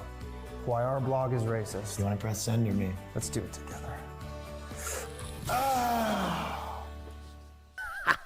What a bunch of dirty, hairy racists, and thank goodness they're canceled. Now we're all safe since everything's canceled. Welcome back, beautiful and amazing human beings. This is Luke Radowski here of wearechange.org, and there's a lot of crazy news out there, just like there are thoughts in Hunter Biden's mind, as of course we're dealing with very dangerous and serious circumstances coming our way, not just in Ukraine, but also in New York City, where the social political madness has reached an all-time high. We're going to be talking about that plus a lot more, all on this independent media broadcast. But before we do, the clip that we played in the beginning of this broadcast is, of course, by Ryan Long and Danny Polishchuk, and they do an absolutely incredible job highlighting the craziness of cancel culture, absolutely trolling it with real-life examples of the corporate media literally going on unhinged, lunatic, insane rants, as many other people have brought up real-life articles, like this one by Teen Vogue, talking about how maps are addressing systemic racism. And because Danny and Ryan do such an incredible job, we're putting their channels down in the description below so you can subscribe to their YouTube channels. And thank goodness there's people out there like that allow us to laugh at the insanity of the situations that we're dealing right in front of our face, just like the people of New York City were faced with a few hours ago after there was an attack on random civilians on the New York City subway station, which according to the corporate media is equipped with over 10,000 cameras, but yet, allegedly, all of them are operational except for the 3 where this attack happened hours ago on 36th Street in Sunset Park, Brooklyn. A subway station that I personally probably was at thousands of times myself, and very oddly, in New York City, the red light cameras work extremely efficiently. Speed traps, speed cameras everywhere work extremely efficiently, but the cameras installed to protect the citizens there, no, not so much. Strange how that works, as of course, the surveillance grid system in New York City that the government there spent billions of dollars building can't find and detect the prime suspect in this case, Frank R. James, a 62-year-old black man who initially was a person of interest and now is the suspect in this case, who is still free at large and, of course, dangerous to the general public. Now, the story gets a lot crazier here, as, of course, we're also finding out that the FBI knew exactly who this man was. He was on the FBI terrorist watch list, and he announced publicly on YouTube plans to end his own existence, saying specifically in a YouTube video that, quote, he will never be back again alive. Now you would think the billions we're sending into our surveillance databases, tracing and databasing almost every single piece of information coming from the general public. You would think someone on the FBI list that was arrested after an incident in 2019 in New Mexico, posting that on YouTube would have brought some flags or some alarms. Nope. We have an abject total failure of, once again, the national security state that has failed. The national security state that has lied to the general public about the scope of its spying program, that promised to keep us safe if we just give up a little bit of liberty, a little bit of freedom, a little bit of your privacy. Just give it up. We'll keep you safe in exchange for that. And now, one of their guys that they had on a watch list allegedly slipped through their fingers. That's the official explanation, that there's another coinky-dink here, another accident here, as we're living in such a politicized world that there's many media organizations and even YouTube personalities like Philip DeFranco that are even afraid to describe this man at large because of some illogical social norm now. As of course, this man's racism could be publicly seen on big tech social media that of course didn't bat an eye, looked the other way, and allowed his racist videos against Asians, against white people, to be up on their social media platforms. There's videos of this man, who clearly is a black nationalist, who clearly is prophesizing his hate for the way that people were born, specifically white people and Asian people, this being one of the many videos out there, as of course he showed his support for Black Lives Matter. The man literally called on social media to kill all the whiteys, saying specifically that, quote, we once were kings. Again, his rants, his unhinged, dangerous language is available for everyone to see on big tech social. Jesus. That was a random one. Social media that, of course, probably promoted it in the algorithm. As, of course, this form of racism is okay, according to the big tech algorithms that are set by the Silicon Valley industries that, in my opinion, have been pushing a divide and conquer agenda. As this story is rapidly being forgotten by the corporate mainstream media, as of course it has all the uncomfortable elements that they do not like to talk about. But the facts are clear here. Frank James, still at large, was able to post and say vicious, angry, bigoted talking points without anyone stopping him or censoring him. The FBI looked the other way, and he was able to commit this act as he was literally telling people that he was no longer going to be alive. What else would you need other than to see this coming from miles away, leaving some people to think that, of course, there could have been some potential foul play by the intelligence agencies involved here that clearly deserve some kind of way to be held accountable for this larger alleged slipping through the fingers of the Federal Bureau of Investigations. His YouTube videos were literally about obsessing about race and shootings. I make a mistake here on this YouTube channel. My video gets taken down. My career gets taken down. I misgender someone, or I talk about a medication or a medical study that's been proven, that's been backed by mainline professional doctors and institutions. I get cut off immediately from the general public. This man gets to say and do what he wants. That's absolutely crazy. I say the wrong words here on this platform. My videos get demonetized, downranked in the algorithm, hidden from the general public. My subscribers can't even see it or find it. Some of my videos have even been deleted without notice, just for clearly looking at the facts of particular cases, showing photos, showing videos, showing evidence and documents. That for YouTube, that questions the mainline narratives? No. They have to hit independent media. Frank James, He gets to do and say whatever he wants. That's the world that we're living in, which is absolutely incredulous. Again, the FBI was watching this man. He was on a watch list. As he said, he wanted to... I honestly don't know much about this subject. I didn't pay attention to it at all, so I know he was going to get riled up about it. So I'd let him talk about it, because I don't fucking know what he's talking about. I literally didn't even hit my radar. There's so much other things going on. To exterminate people because of the way that they were born, as he warned that he was going to commit this act on YouTube. What was the FBI doing? Well, probably foiling the plots of other FBI agents, as of course, just a couple days ago, it came out that the whole kidnapping of the governor of Michigan plot story was essentially an entrapment. Essentially, the FBI finding... It was like 9 people that got arrested, and 7 of them were FBI or plants or cop plants or whatever. 2 of them, 2 people were innocent bystanders who got entrapped with these people and helped, I guess. But for the most part, it was entrapment.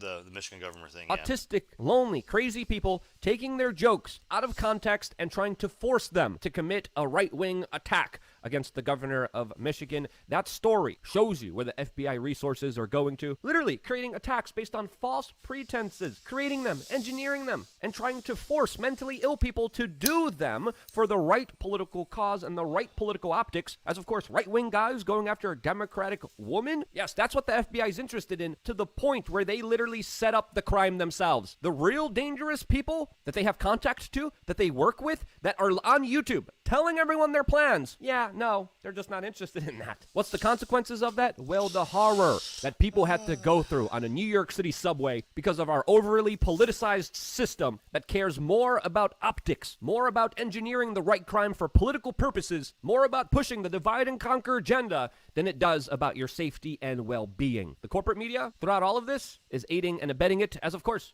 the New York Post wrote an article. During all of this madness, during this major revelation, during this major crime, that people who believe in personal responsibility and financial liberty, people who are Bitcoin fans, are, quote, sociopaths. Yes, that's the focus of the corporate media. As I hear that too.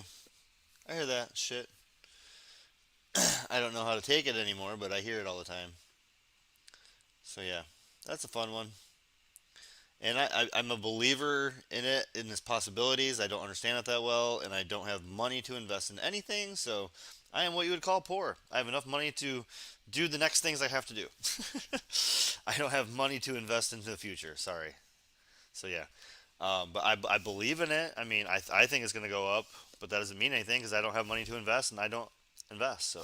lunatics literally pull out smoke grenades inside of packed subways and open fire on innocent civilians. People are trapped, getting shot at. And who can you thank for that? Well, the system that your tax dollars pay for. And again, we're still finding out a lot of the details here. The situation is still murky, but at this point, I think it's very fair to ask that with the overwhelming amount of evidence, it's almost as if the FBI here willingly, almost deliberately, looked the other way with the overwhelming amount of evidence that they had that this was coming. The day before, Biden gave his speech about the importance of taking people's ability to be able to defend themselves. This, as crime becomes an epidemic in major urban environments all throughout the United States, and most likely will get a lot worse from here.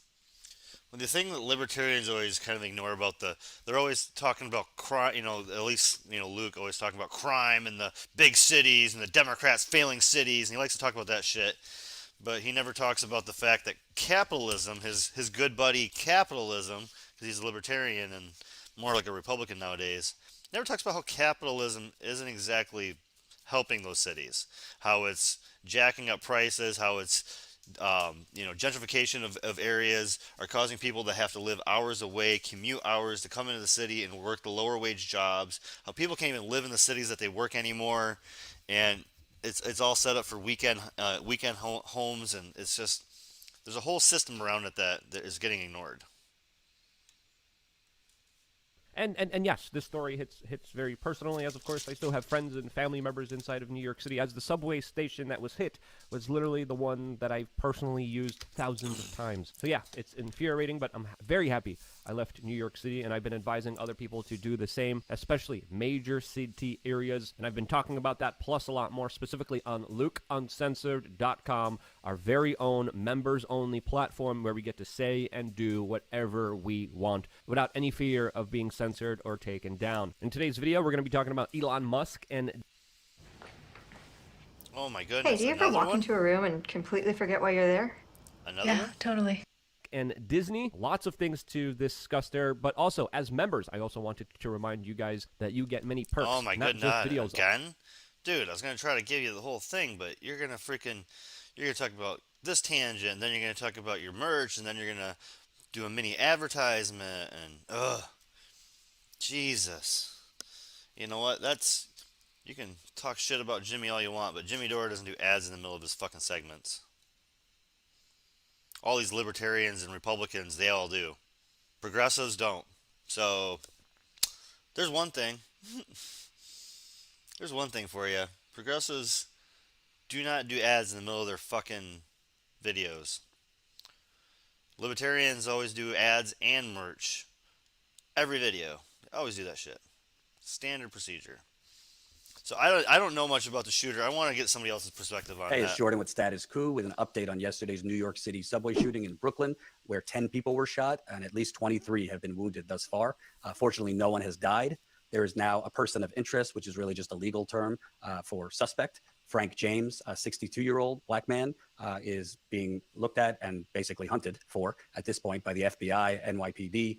He had quite the presence on YouTube, we are finding out. YouTube actually just deleted his channel, but fortunately we went through the channel earlier this morning. I'm not going to play clips from his channel because I don't trust YouTube and I think they would ding us, even though they probably wouldn't have a problem if mainstream media played parts of the video. But we have quoted extensively from his videos. Literally, independent journalists can create something, mainstream media can take it, and then other independent journalists can't use it, but mainstream media can. And that's how things operate. Because YouTube is corporate owned. Guess what else? So are all those news organizations. Which in a lot of cases are violent, racist, and homophobic. Just to give you kind of the overview of his YouTube channel, he talked about his post-traumatic stress in a few videos. He also talked about death in several videos and the desire to, quote, exterminate certain groups of people in one clip. In his most recent clip, posted on Monday, so a day before the shooting, James told black people they were not free and slavery still existed. He also criticized New York City Mayor Eric Adams for not making the subway safer and for allowing homeless people to sleep in the stations and in carriages. In some of his videos, he alludes to himself having been homeless before. I want to focus in on a video he uploaded on March 1st, because I think it's pretty symbolic of maybe some of his motive behind this senseless act of violence. So on March 1st, he uploaded a video. It started just playing a local New York City news clip of subway violence, where a man was shot in the chest on the subway platform, as well as an older man walking with a cane who attacked a woman with a hammer on the subway stairs. The news clip also talked about a man on the subway platform who pushed a bag of feces in front of a subway rider. The news clip ends with Mayor Eric Adams talking about adding more mental health professionals and sending them to subway platforms to deal with the violence. That apparently set off Mr. James. I'm going to quote from what he said in the video. "Here we go again, same old shit again. I told you so. I got these motherfuckers up here to show you again, these were the people that were supposed to be helping me." So here's an image he had put up. I believe these are mental health professionals that treated him at Bridgeway, which is a mental health facility in New Jersey. He kept that graphic behind him with those individuals up throughout the video. Let me continue. "I got these motherfuckers up here to show you again, these were the people that were supposed to be helping me. They made me worse. They made me more dangerous than anyone can ever fucking imagine. But these are the people that Eric Adams wants to send out to help the homeless and whatever else the case may be. It ain't going to happen. And who are the majority of the mentally ill homeless? Who are they? They're black." He went on to say, "Here's the cavalry, Eric Adams, a bunch of fucking predators, a bunch of deviants, a bunch of psychopaths and sociopathic fucking bitches. They're going to help you, Eric." Again, he's referring to the mental health professionals who treated him. "They're going to help a lot of people get fucking killed. These bitches can't help nobody. Why? Because they're all for themselves. They're all homosexual, and whatever they have at Bridgeway is a homosexual thing. If you're not a homosexual, you're not welcome at Bridgeway. I don't know. You know, a lot of guys ask Wow, me, YouTube is Doc, bombing me right now, why- aren't they? Just bombing me with YouTube. And I don't know anything about, like I said, I saw the news story, but I never dug into it. I never hit it. This is my first time grasping anything. And again, Jordan does pretty good on, coverage, so. Details of Mr. James' mental health treatment. I don't know what his issues were. Not all mental health issues are created equally, but obviously there's something going on with mental health, because the mental health facility he was treated at does not employ only homosexuals or only treat homosexuals. Obviously, that's not the case. But what you have here is obviously somebody with a lot of grievances mixed with his own experience and mental health challenges. Now, obviously, the right-wing media will use this and try to weaponize it for their often red herring with the gun crisis around America, that it's not the gun, it's the mental health challenges of the person shooting. Obviously, the abundance of guns, more guns in this country than people, is making it easier for mental health challenges or people with mental health challenges to start shooting people on a subway, schools, et cetera, et cetera. It's not one or the other. And guns are definitely a massive, massive problem and crisis in this country. But putting aside Mr. James' motive here, the key thing is there are people like Frank James on YouTube and elsewhere posting all sorts of videos, some deranged, some violent, some talking about violence. You know, the FBI, other threat monitors and groups monitor this, but there's no way to really flag every one of them. And there's no way to watch in real time when, for example, he posted just a few days ago talking about exterminating people. There's really no way to catch that in all cases. And unless we want to put, cops in front of every subway door entrance, in front of every bus in New York City and other busy cities, if we want to have metal detectors and live in basically a complete prison surveillance state, things like this could happen. We do have a mental health crisis in this country, but the answer, as it seems Mayor Eric Adams is previewing in interviews yesterday and this morning, is not more police, or as he said on Morning Joe this morning, new technologies at the subway. Let's take a look. The gun detection devices. Oftentimes when people hear of metal detectors, they immediately think of the airport model. Those are not the only models that are available. There are new models that are being used at ball games, ballparks, hospitals, where you're not stopping to go through your belongings. You're simply walking through a device. I sent my deputy mayor of public safety to several conventions to look at the new technology out there. We're going to explore new technology to make New Yorkers safe, and we believe we have a technology that we can use in the subway system that many passengers are not even going to be aware that they're walking past a device that could detect weapons. And we're excited about the possibilities, and I'm not going to leave any legal technology off the table when it comes down to keeping New Yorkers safe. Yeah. Any legal technology, like face recognition? Like reading your ID to scan you in? Like, where are we going with this? How far are we going to take this? Those are some serious levels of questioning that need to be happening in their council meetings and their. Oof.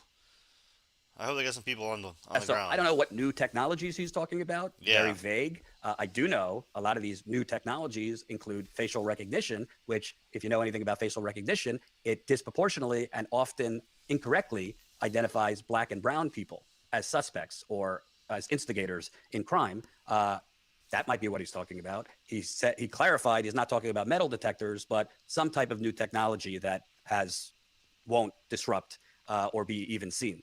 Sounds a lot like a surveillance state to me. We obviously are horrified by what happened yesterday. Again, fortunately, no one has died, but we don't know the extent of injuries that these victims will live with. So I'm not against, trying to alleviate the crime problem, but you don't really hear people like Eric Adams or other politicians talking about what is the root of crime. Because the root of crime in many cases, and there's a lot of research to back this up, is economic injustice, income inequality, and the new Gilded Age we live in here in the United Corporations of America. He don't want to touch that because he's part of inflaming and increasing that new Gilded Age. We'll leave it at that, I think. That was solid. All right, let's go back to... Let's stay with this kind of shit, because this is fucking nuts. She takes a picture. All right, protesters march around Grand Rapids Police Department. As I said, I would get to this eventually, and I am from Michigan. I have friends and family that live in Grand Rapids. Actually, a whole segment of my family lives down in that area. So yeah, this one. And later that night, hit me pretty good. Aggressively say, "What the hell?" You keep your fist high. What name do you say? Patrick. Whose lives matter? Patrick. Do you say it just today? Or do you say it at work? Do you say it at school? Do you call out your friends when they make their racist jokes? When they walk up and touch our hair? Yeah. Do you say something? Talk your shit. Talk do you? Do you move in real life? Patrick.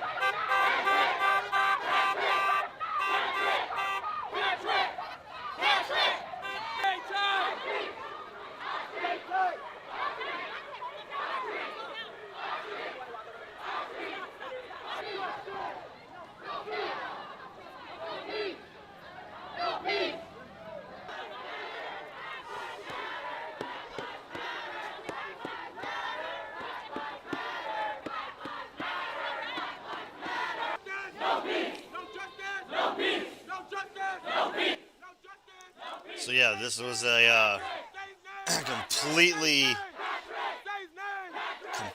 unacceptable situation. If you haven't seen the video, I'm not going to show it. It is violent and unnerving, and yeah, it's just Grand Rapids is very much a city of, a diverse city.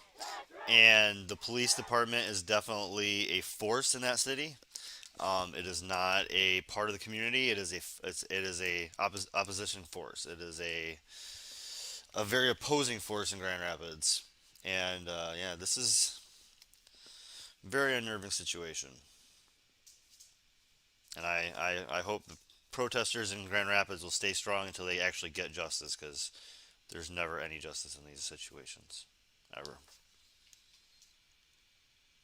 All right. I couldn't find anything that wasn't violent with that. I want to talk more about it, but yeah, anything I find would be just so graphic that it wouldn't be able to be shown. So let's see some more protesting. I don't know if you saw this. So this guy tweeted this out. More protesters. The video taken yesterday in Shanghai, China, by the father of a close friend of mine. She verified its authenticity. People are screaming out of their windows after a week of total lockdown, no leaving your apartment for any reason. I hear the lockdown's been longer than just a week. Yeah, it's been I longer. have a friend out there, so I was trying to get in contact with. I think he's actually out of there now. But Shanghai, that's wild. Shanghai is it's like going to the village in New York. It's such a urban. Yeah. That's where you see the weird authority being flexed, where they're not even leaving. Patrick Madrid tweeted this out. He's a blue check, and he said it was this. So this has been authenticated, he says. 这个是正常的叫，好了，终于2分钟，所有人都在叫，不要明白。就刚刚5分钟前头，俺们叫完没几个了，现在突然之间，所有人都叫了，要死。I like Jimmy's face right now. Look at his face. I don't know exactly what he's going for here, but wow. 要命了！再这样弄下去，我跟侬讲，真要出事体了，麻烦了。根治啥么呢？因为所有的人，你都不晓得这个状态到底维持到啥个辰光。侬总要把个标准，或者是讲有一个具体的说法。没，侬讲看，闷了7天，当然屋里向不能出门啊，不是说不能出小区啊，这不行的嘛，让弄下就出事情。So, according to him, the translation she gave me says it's Shanghai. Everyone is screaming. Started with a couple. Now everyone is screaming. After a week of lockdown, something is going to happen. No one knows when this is going to end. He says they can't even step outside their apartments. That's what they say. Here's another one. Our friends there tell, despite the mandatory vaccines, Shanghai had 73,000 infections in March. Lockdown was extended for 2 more weeks. Nobody leaves the house. Little food is dropped at the door, and getting infected isn't the biggest fear, but to starve to death. Yeah, it's wild. That's Do you know what it takes for that, for people to be doing that? Yeah. Because a saying that, I can't remember how the saying went, but it was something to the effect of like, we don't talk about government or the weather because you don't really control either of those things. It's something to that yeah, effect. Yeah. So that's like and they said this on Breaking Points too, but it's a true point. They don't really eat processed foods and stuff. They go to the market every day and get stuff. You know, that's the diet Yeah. there. So it's not like they can live off Hot Pockets and Right. they don't eat like that. It's sad, man. It's not a week. Some places have been locked 21 days already, according to this Twitter person. My friends are almost run out of the foods. They are very worried. 137 likes on that. Tim Dillon says, still better than Austin, to be honest. Jesus. He didn't enjoy Austin. He did not enjoy Austin. Well, he moved to Austin, but I think he moved on the outskirts of Austin. He wasn't like in the city. I'm pretty sure. I'm not sure. Well, I texted Ben, Ben, the guy who used to be the guy on my podcast, the engineer, and I was like, well, why do you not like it? I mean, besides reasons that I would think of, he goes, all the servers at the restaurants look like a different gremlin from Gremlins 2, the new batch. So your old tech guy Ben moved to Austin? Yeah, he was Tim's first, but he used to do both their shows. But he's the guy that's on Tim's show. Oh, that guy? Oh, yeah. yeah. I like that guy. Yeah, he's a funny dude. I like him. Yeah, it's a funny show. Tim Dillon's hilarious. Okay, so there you go. That's what's happened. There's your lockdown. There's your zero COVID policy happening in China. Now, I don't know what they think they're doing in China. I think they could lock down and it'll get rid of the virus. So the virus is never going away, which means it's going to be circulating in the world forever. La da da da da da da da da, over and over and over. We've heard it so many times, but that's crazy. Let's move on to Russia. I got 3 different clips here. Let's start with our history lesson. Time goes My name history. is Alina, and I would like you to give you a few reasons why you should consider dating a young Slavic lady. You can choose a potential spouse from Ukraine, Russia. In the past centuries, Ukraine has suffered under many tragic conflicts, invasions, violent oppression, and crimes against humanity, at times perpetrated by external forces, like now with Russian dictator Vladimir Putin's illegal invasion. At rarer times, the violence has come from within Ukraine itself. When you look at her history, the fertile ground of Ukraine has been drenched in blood more often than not.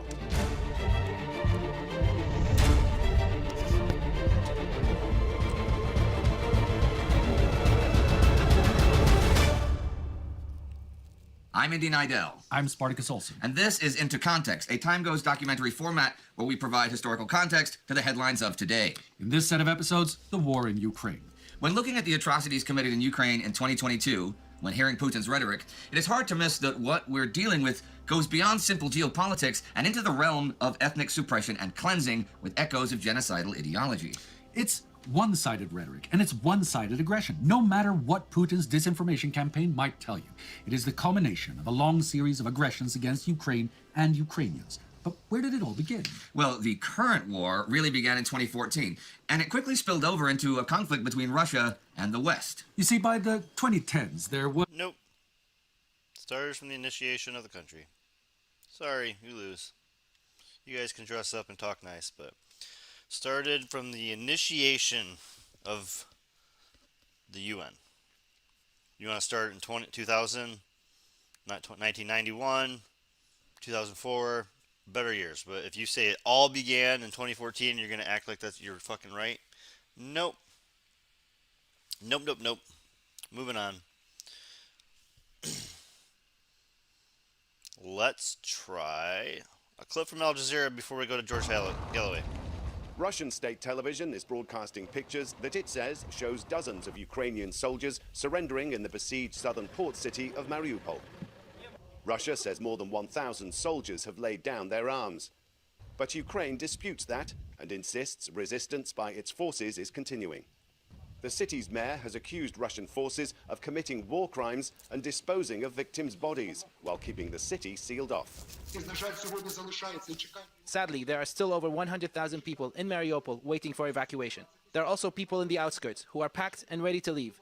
That's another 60,000 people. Making conditions worse, no humanitarian corridors were able to open on Wednesday for people to escape the fighting and move to the relative safety of the west of the country. The Ukrainians accuse Russian forces of violating agreements that would keep the corridors safe, a claim Russia denies. Meanwhile, Ukrainian President Volodymyr Zelensky has accused the Russians of using phosphorus bombs. Against residential areas and civilian infrastructure, the Russian army uses all types of artillery, all types of missiles, including phosphorus bombs and other ammunition banned under international law. Zelensky also said tens of thousands of civilians have so far been killed by invading Russian forces. Russia has categorically denied committing any war crimes. Rob McBride, Al Jazeera, Lviv. Hi, my name is Alina, and I would like to give you a few reasons why you should consider dating a young Slavic lady. Professor Marcello Ferrada De Noli. He's a Swedish professor of epidemiology and chief editor of the Inditer, founder of Swedish Doctors for Human Rights. The Inditer sounds like a formidable publication. Professor, thank you for joining us. Who should we indict first? Would be many people's question. But how do you evaluate the impact of these truly extraordinary sanctions that have been imposed on Russia? 6,000 sanctions are now in place on the Russian economy. If you want a yardstick for that, there are 600 sanctions currently imposed on the government of Venezuela. Tell us, Professor, how do you evaluate these?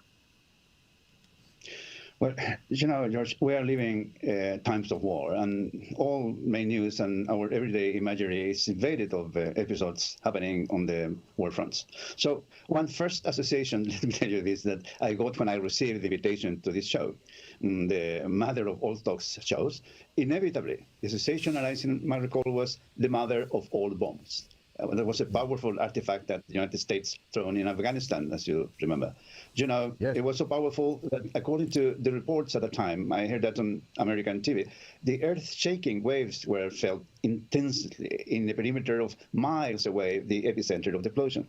Now, answering to your question, yes, the impact of the bombastic economic sanctions that the United States and its clients in the European Union thrown against Russia is now reaching intensely and increasingly the economies in the vicinity of the intentional target, meaning the economy of the Russian Federation. So that has had an impact felt and increasingly seriously in the European countries. So another automatic association I got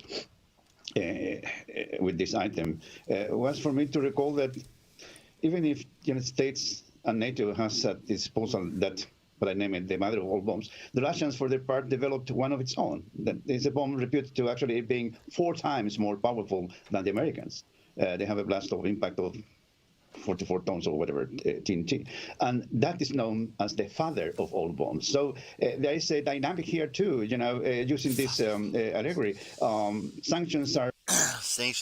This war is just a dick measuring contest. Jesus Christ with these fucking people. They're so happy about war. They just want to show off their bombs, use some weapons. They got to use them up, man. 2 biggest war companies on the planet. I mean, the governments. I mean, what do I mean? Come on. Ugh. Intended to decimate the economy of the Russian Federation, but the things are actually acting as a boomerang. There is a response that we might be expected from the Russia, but the sanction itself, they are hurting and very badly the European economies. We have this in terms of inflation, we have in terms of types of gas, coal, and oil, and benzene prices. They are rocking up, etc., etc.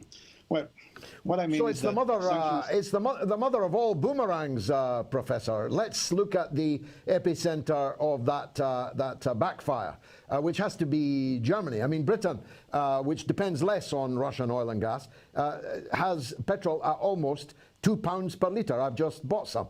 Almost £2 per litre, 1.92 per litre, which for the old-fashioned among us is a price of £8.5 per gallon. This is in Britain, where our dependence is less. But Germany is where the dependence is greatest. And they have a coalition government with no great stability about it. How do you think it will impact on Germany?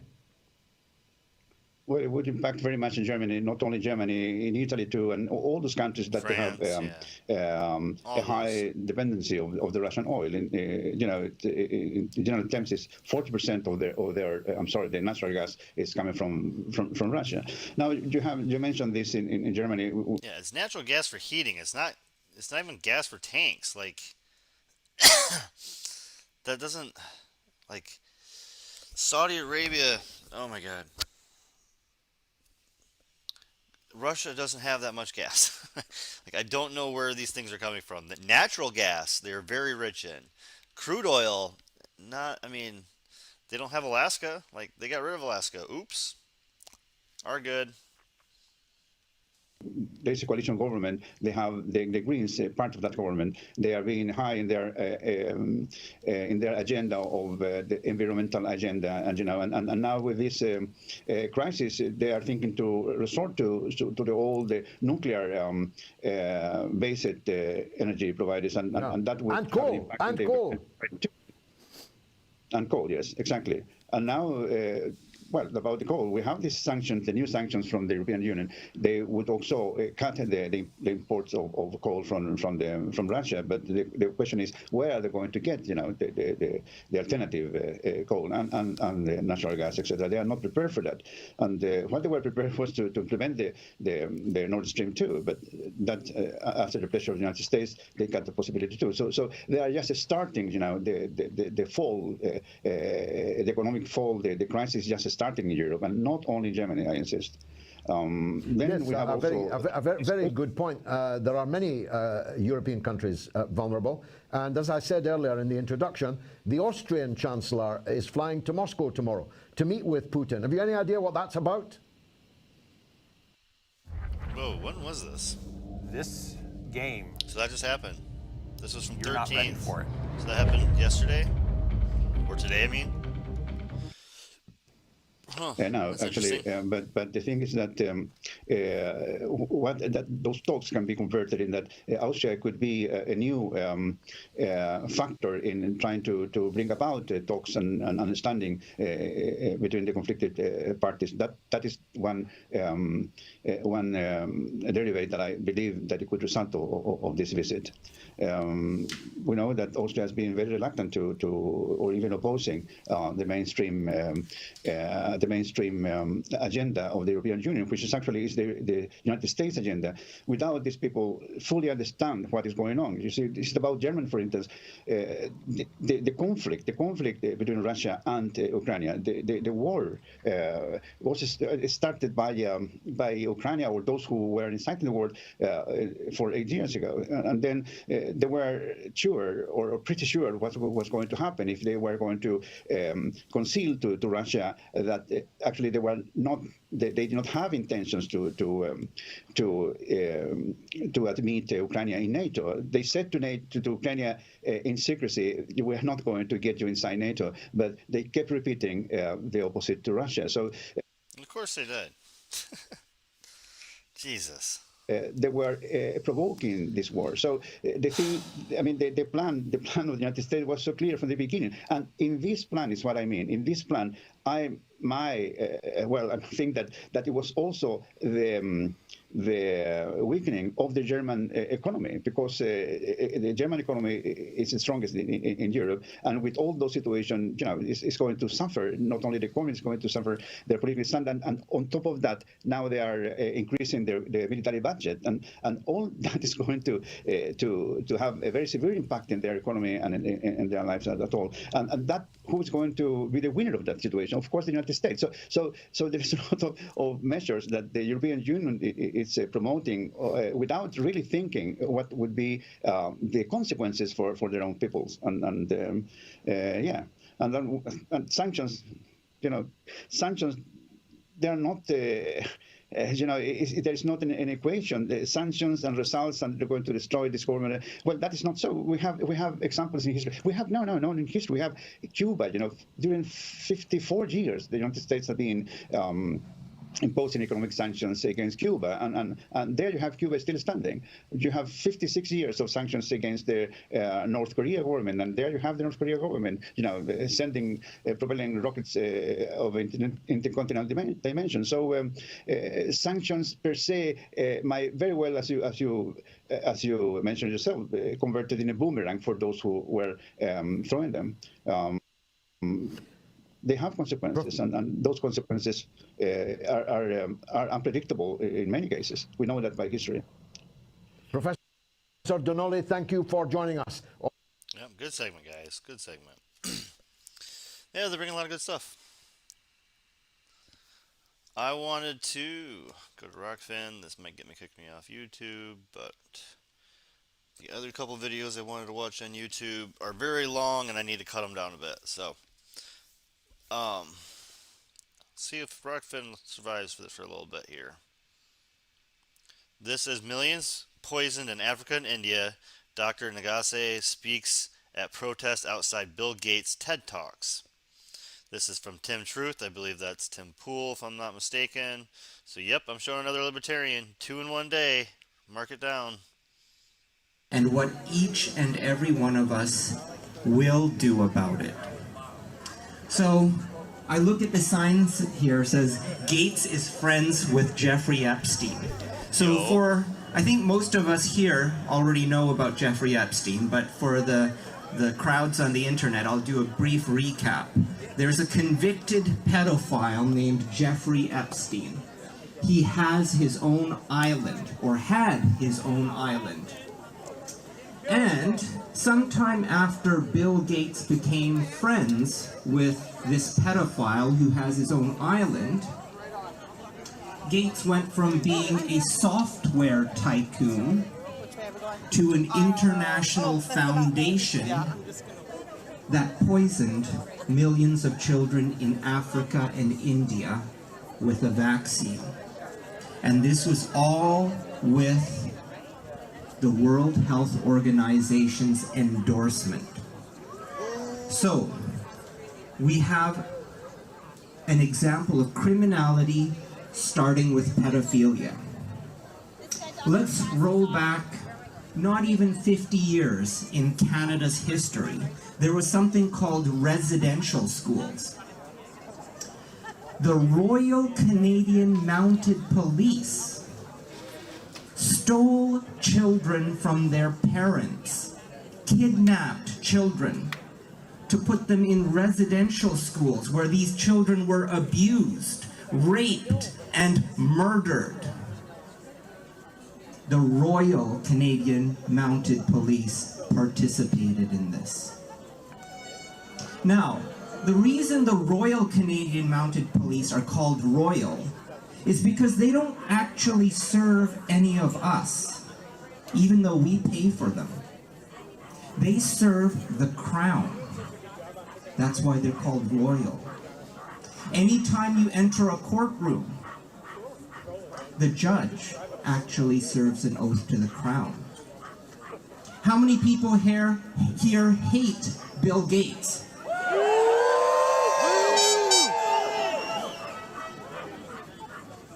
When a person abuses an animal, for example, beating a dog with a stick, the dog often attacks the stick, not the person holding it. Justin Trudeau is just the stick. Damn. So then the question is, who is holding that stick? We have some very good answers out here. I'll give you one answer for you guys to consider and do your research on. The Prime Minister of Canada is the Prime Minister in the Church of the Queen of England. Not a church under God, a church under a sovereign. Not the creator. That's something to think about. Is that real? Is the Church of the Queen really a church, an unholy church? Because, here's something to think about. Residential schools were signed into effect by royal assent. They existed because the royal family signed off on it and made them a reality. And then used the Royal Canadian Mounted Police to populate those residential schools. This is a royal family with at least one pedophile. Prince Andrew.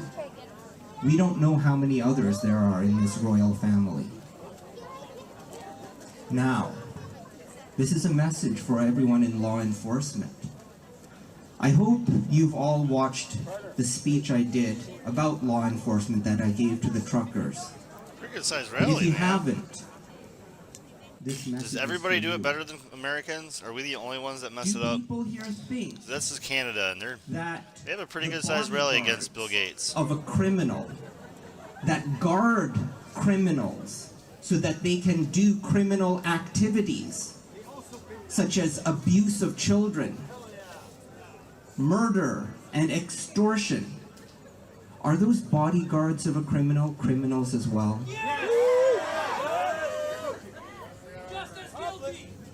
Just as guilty. So I was wondering for a long time, because it was back in November of last year, 6 months ago, that Mel Boucher and I filed police reports about conflict of interest. We filed it with the North Vancouver RCMP. We even found a forensic financial analyst to help them look into conflicts of interest of Bonnie Henry, Pfizer, John Horgan, Pfizer, and the health industrial complex and pharmacy. And guess what the RCMP did? Nothing. Nothing. And then sometime after that, in Ottawa, RCMP members committed acts of vandalism, attempted murder. And RCMP, I hope you're listening right now. Because although I'm not a horseman, I know a thing or two about horses.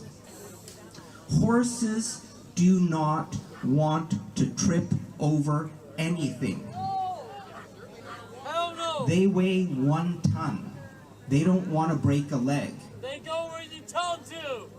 Exactly. Horses don't run over people unless the rider is telling the horse to do so against the horse's will. Have we seen any attempted murder charges brought up against that horse rider?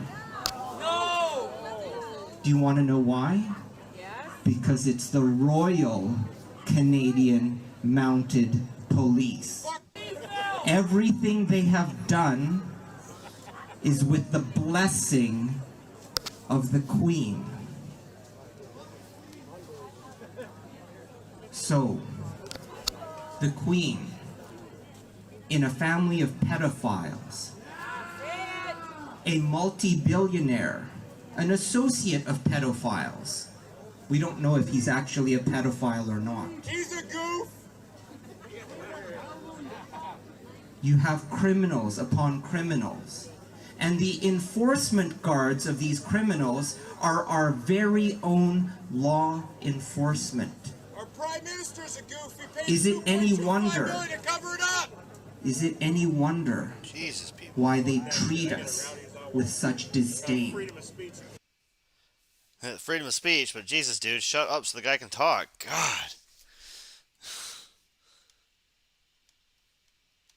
In Coutts, Alberta, there was a standoff between families, men, women, and children, standing in a line, faced off with unbadged, black uniformed enforcement sent by the Prime Minister working on behalf of the Queen.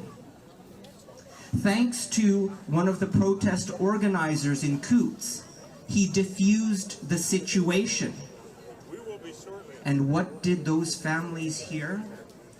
The sound of dozens upon dozens of safety locks. That's the switch on the machine gun that puts it back onto safety so it can't accidentally be fired.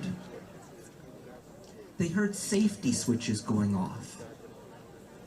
These so-called officers in uniform were pointing machine guns with the safeties off at children.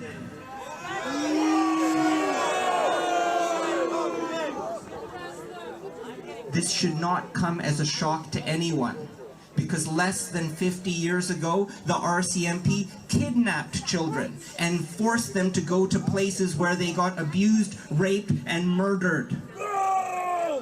This is history repeating itself. So if you work for law enforcement, you have a choice.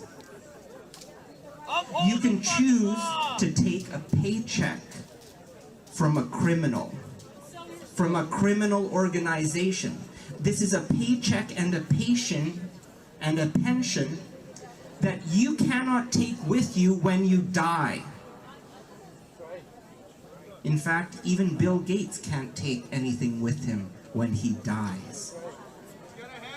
The only thing you can take is the deeds you've done, the memories you've made, and the friends and the people who will remember you. So, law enforcement, I ask you to find the justice in your soul. Make a choice between being loved and respected for eternity, or to have 10 or 15 years of paychecks and a bank account you can't take with you.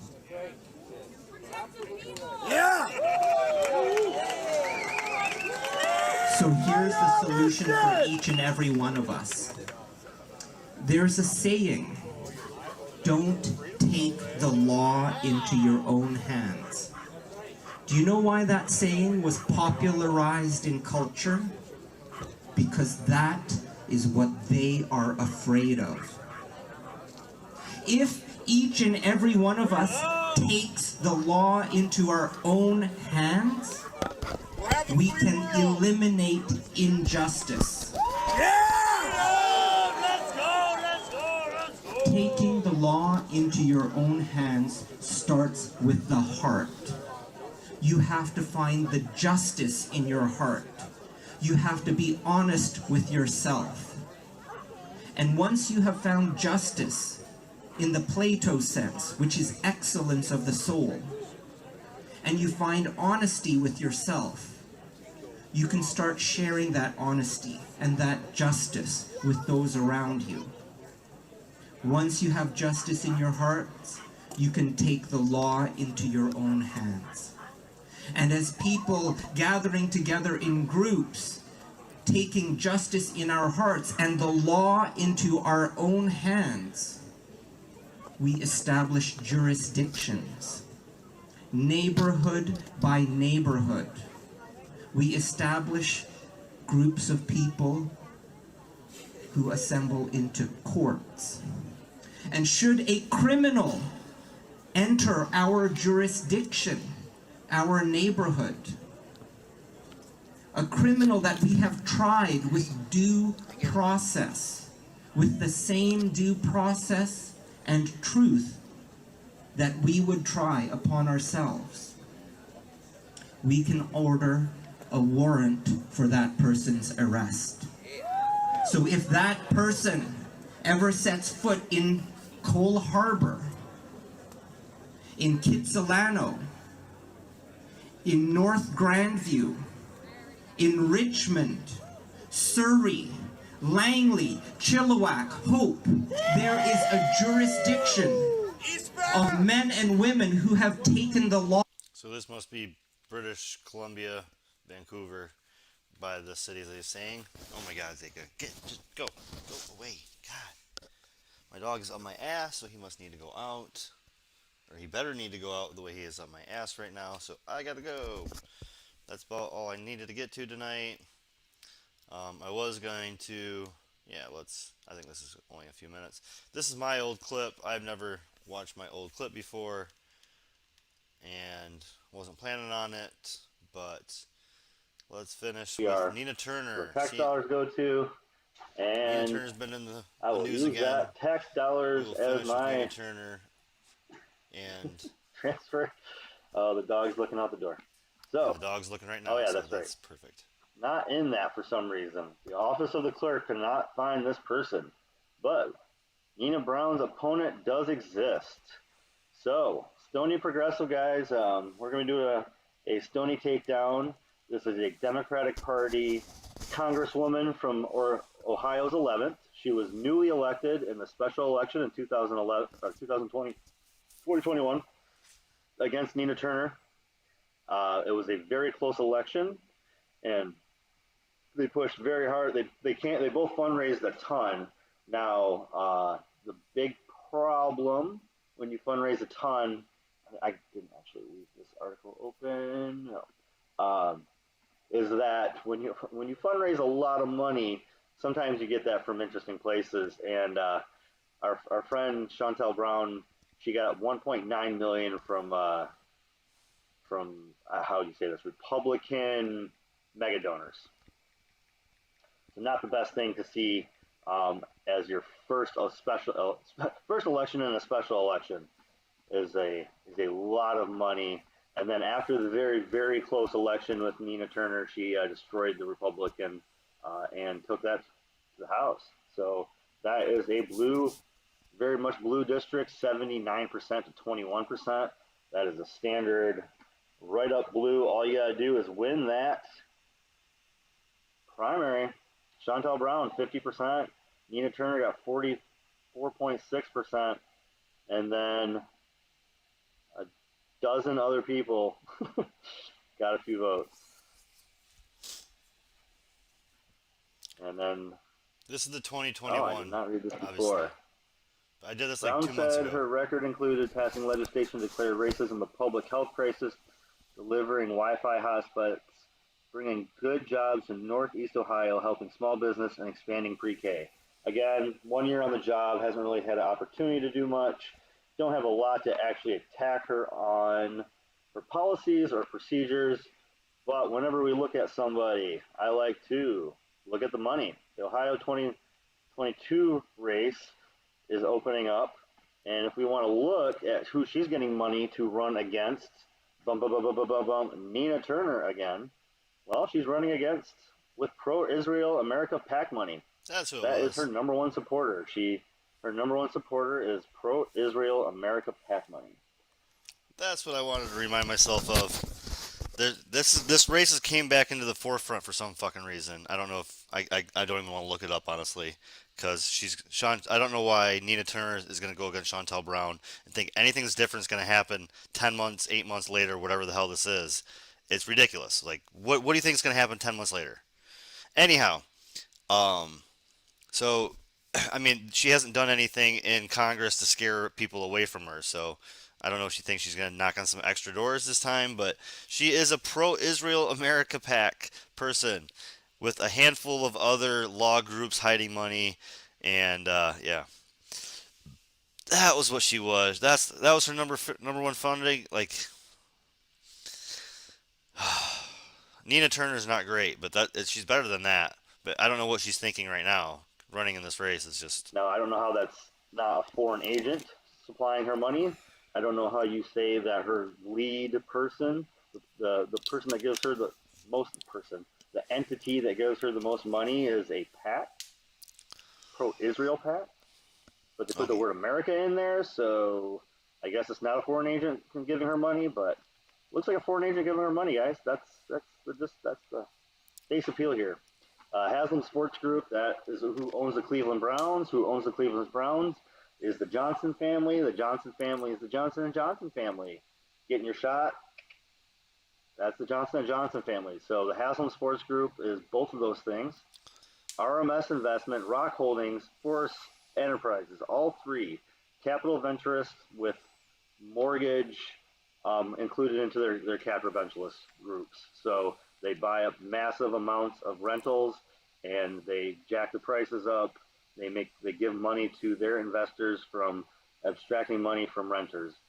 And that is not the kind of person you should have in Cleveland, a place where you have plenty of working class people who I have taken from the airport, the bus in from the airport to the city, and that there is some wreck places in that area. So they need middle incoming and low incoming houses, and those kind of groups destroy low incoming houses.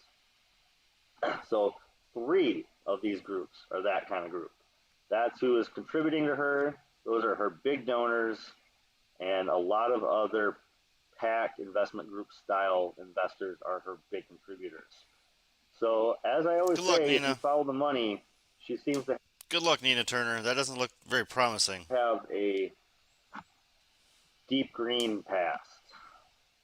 I did not watch this yet. This will be a completely new reaction, but let's see how this goes. We don't need to watch. This is just her. That was just her in a 3-minute speech on Congress Hall. It was all just. I mean, she hasn't done anything at all. She hasn't actually like pushed anything at all. So she's staying under the radar. She's not doing anything to make any ruffles. She's kissed Nancy Pelosi's ass. She's kissed the right people's ass. She's not going away. I don't know what Nina Turner's expecting. So on that note, I'm gonna take the dog for a walk. I'll see you guys all this weekend. We'll do a protest, upcoming protests and rallies tomorrow. We'll talk about that. And that's always an important day of the week, is finding out what protests and rallies are through the weekend that maybe in your area, maybe somebody you know that would want to go to them. And I was always pretty blind to those things. So let's get those news out there. Let's get people out to rallies and protests this weekend. I'll be going over that tomorrow night, right around midnight. I usually stream sometime before midnight to sometime after midnight, Eastern Standard Time. And I'll see you guys tomorrow night with the rally protest updates and any other breaking news. But yeah, remember Grand Rapids, another police shooting, another innocent man. Well, I mean, just skirmish and all handled wrong. And these things are continuing. So there are protests and rallies happening right now that are important, and we will do a show tomorrow to get people out and get people on the ground and talk about that. But yeah, thanks for getting stony. Thanks for checking out some news with me, and have a good night. Keep your head above the sand. Enjoy your buzz, but know what's going on.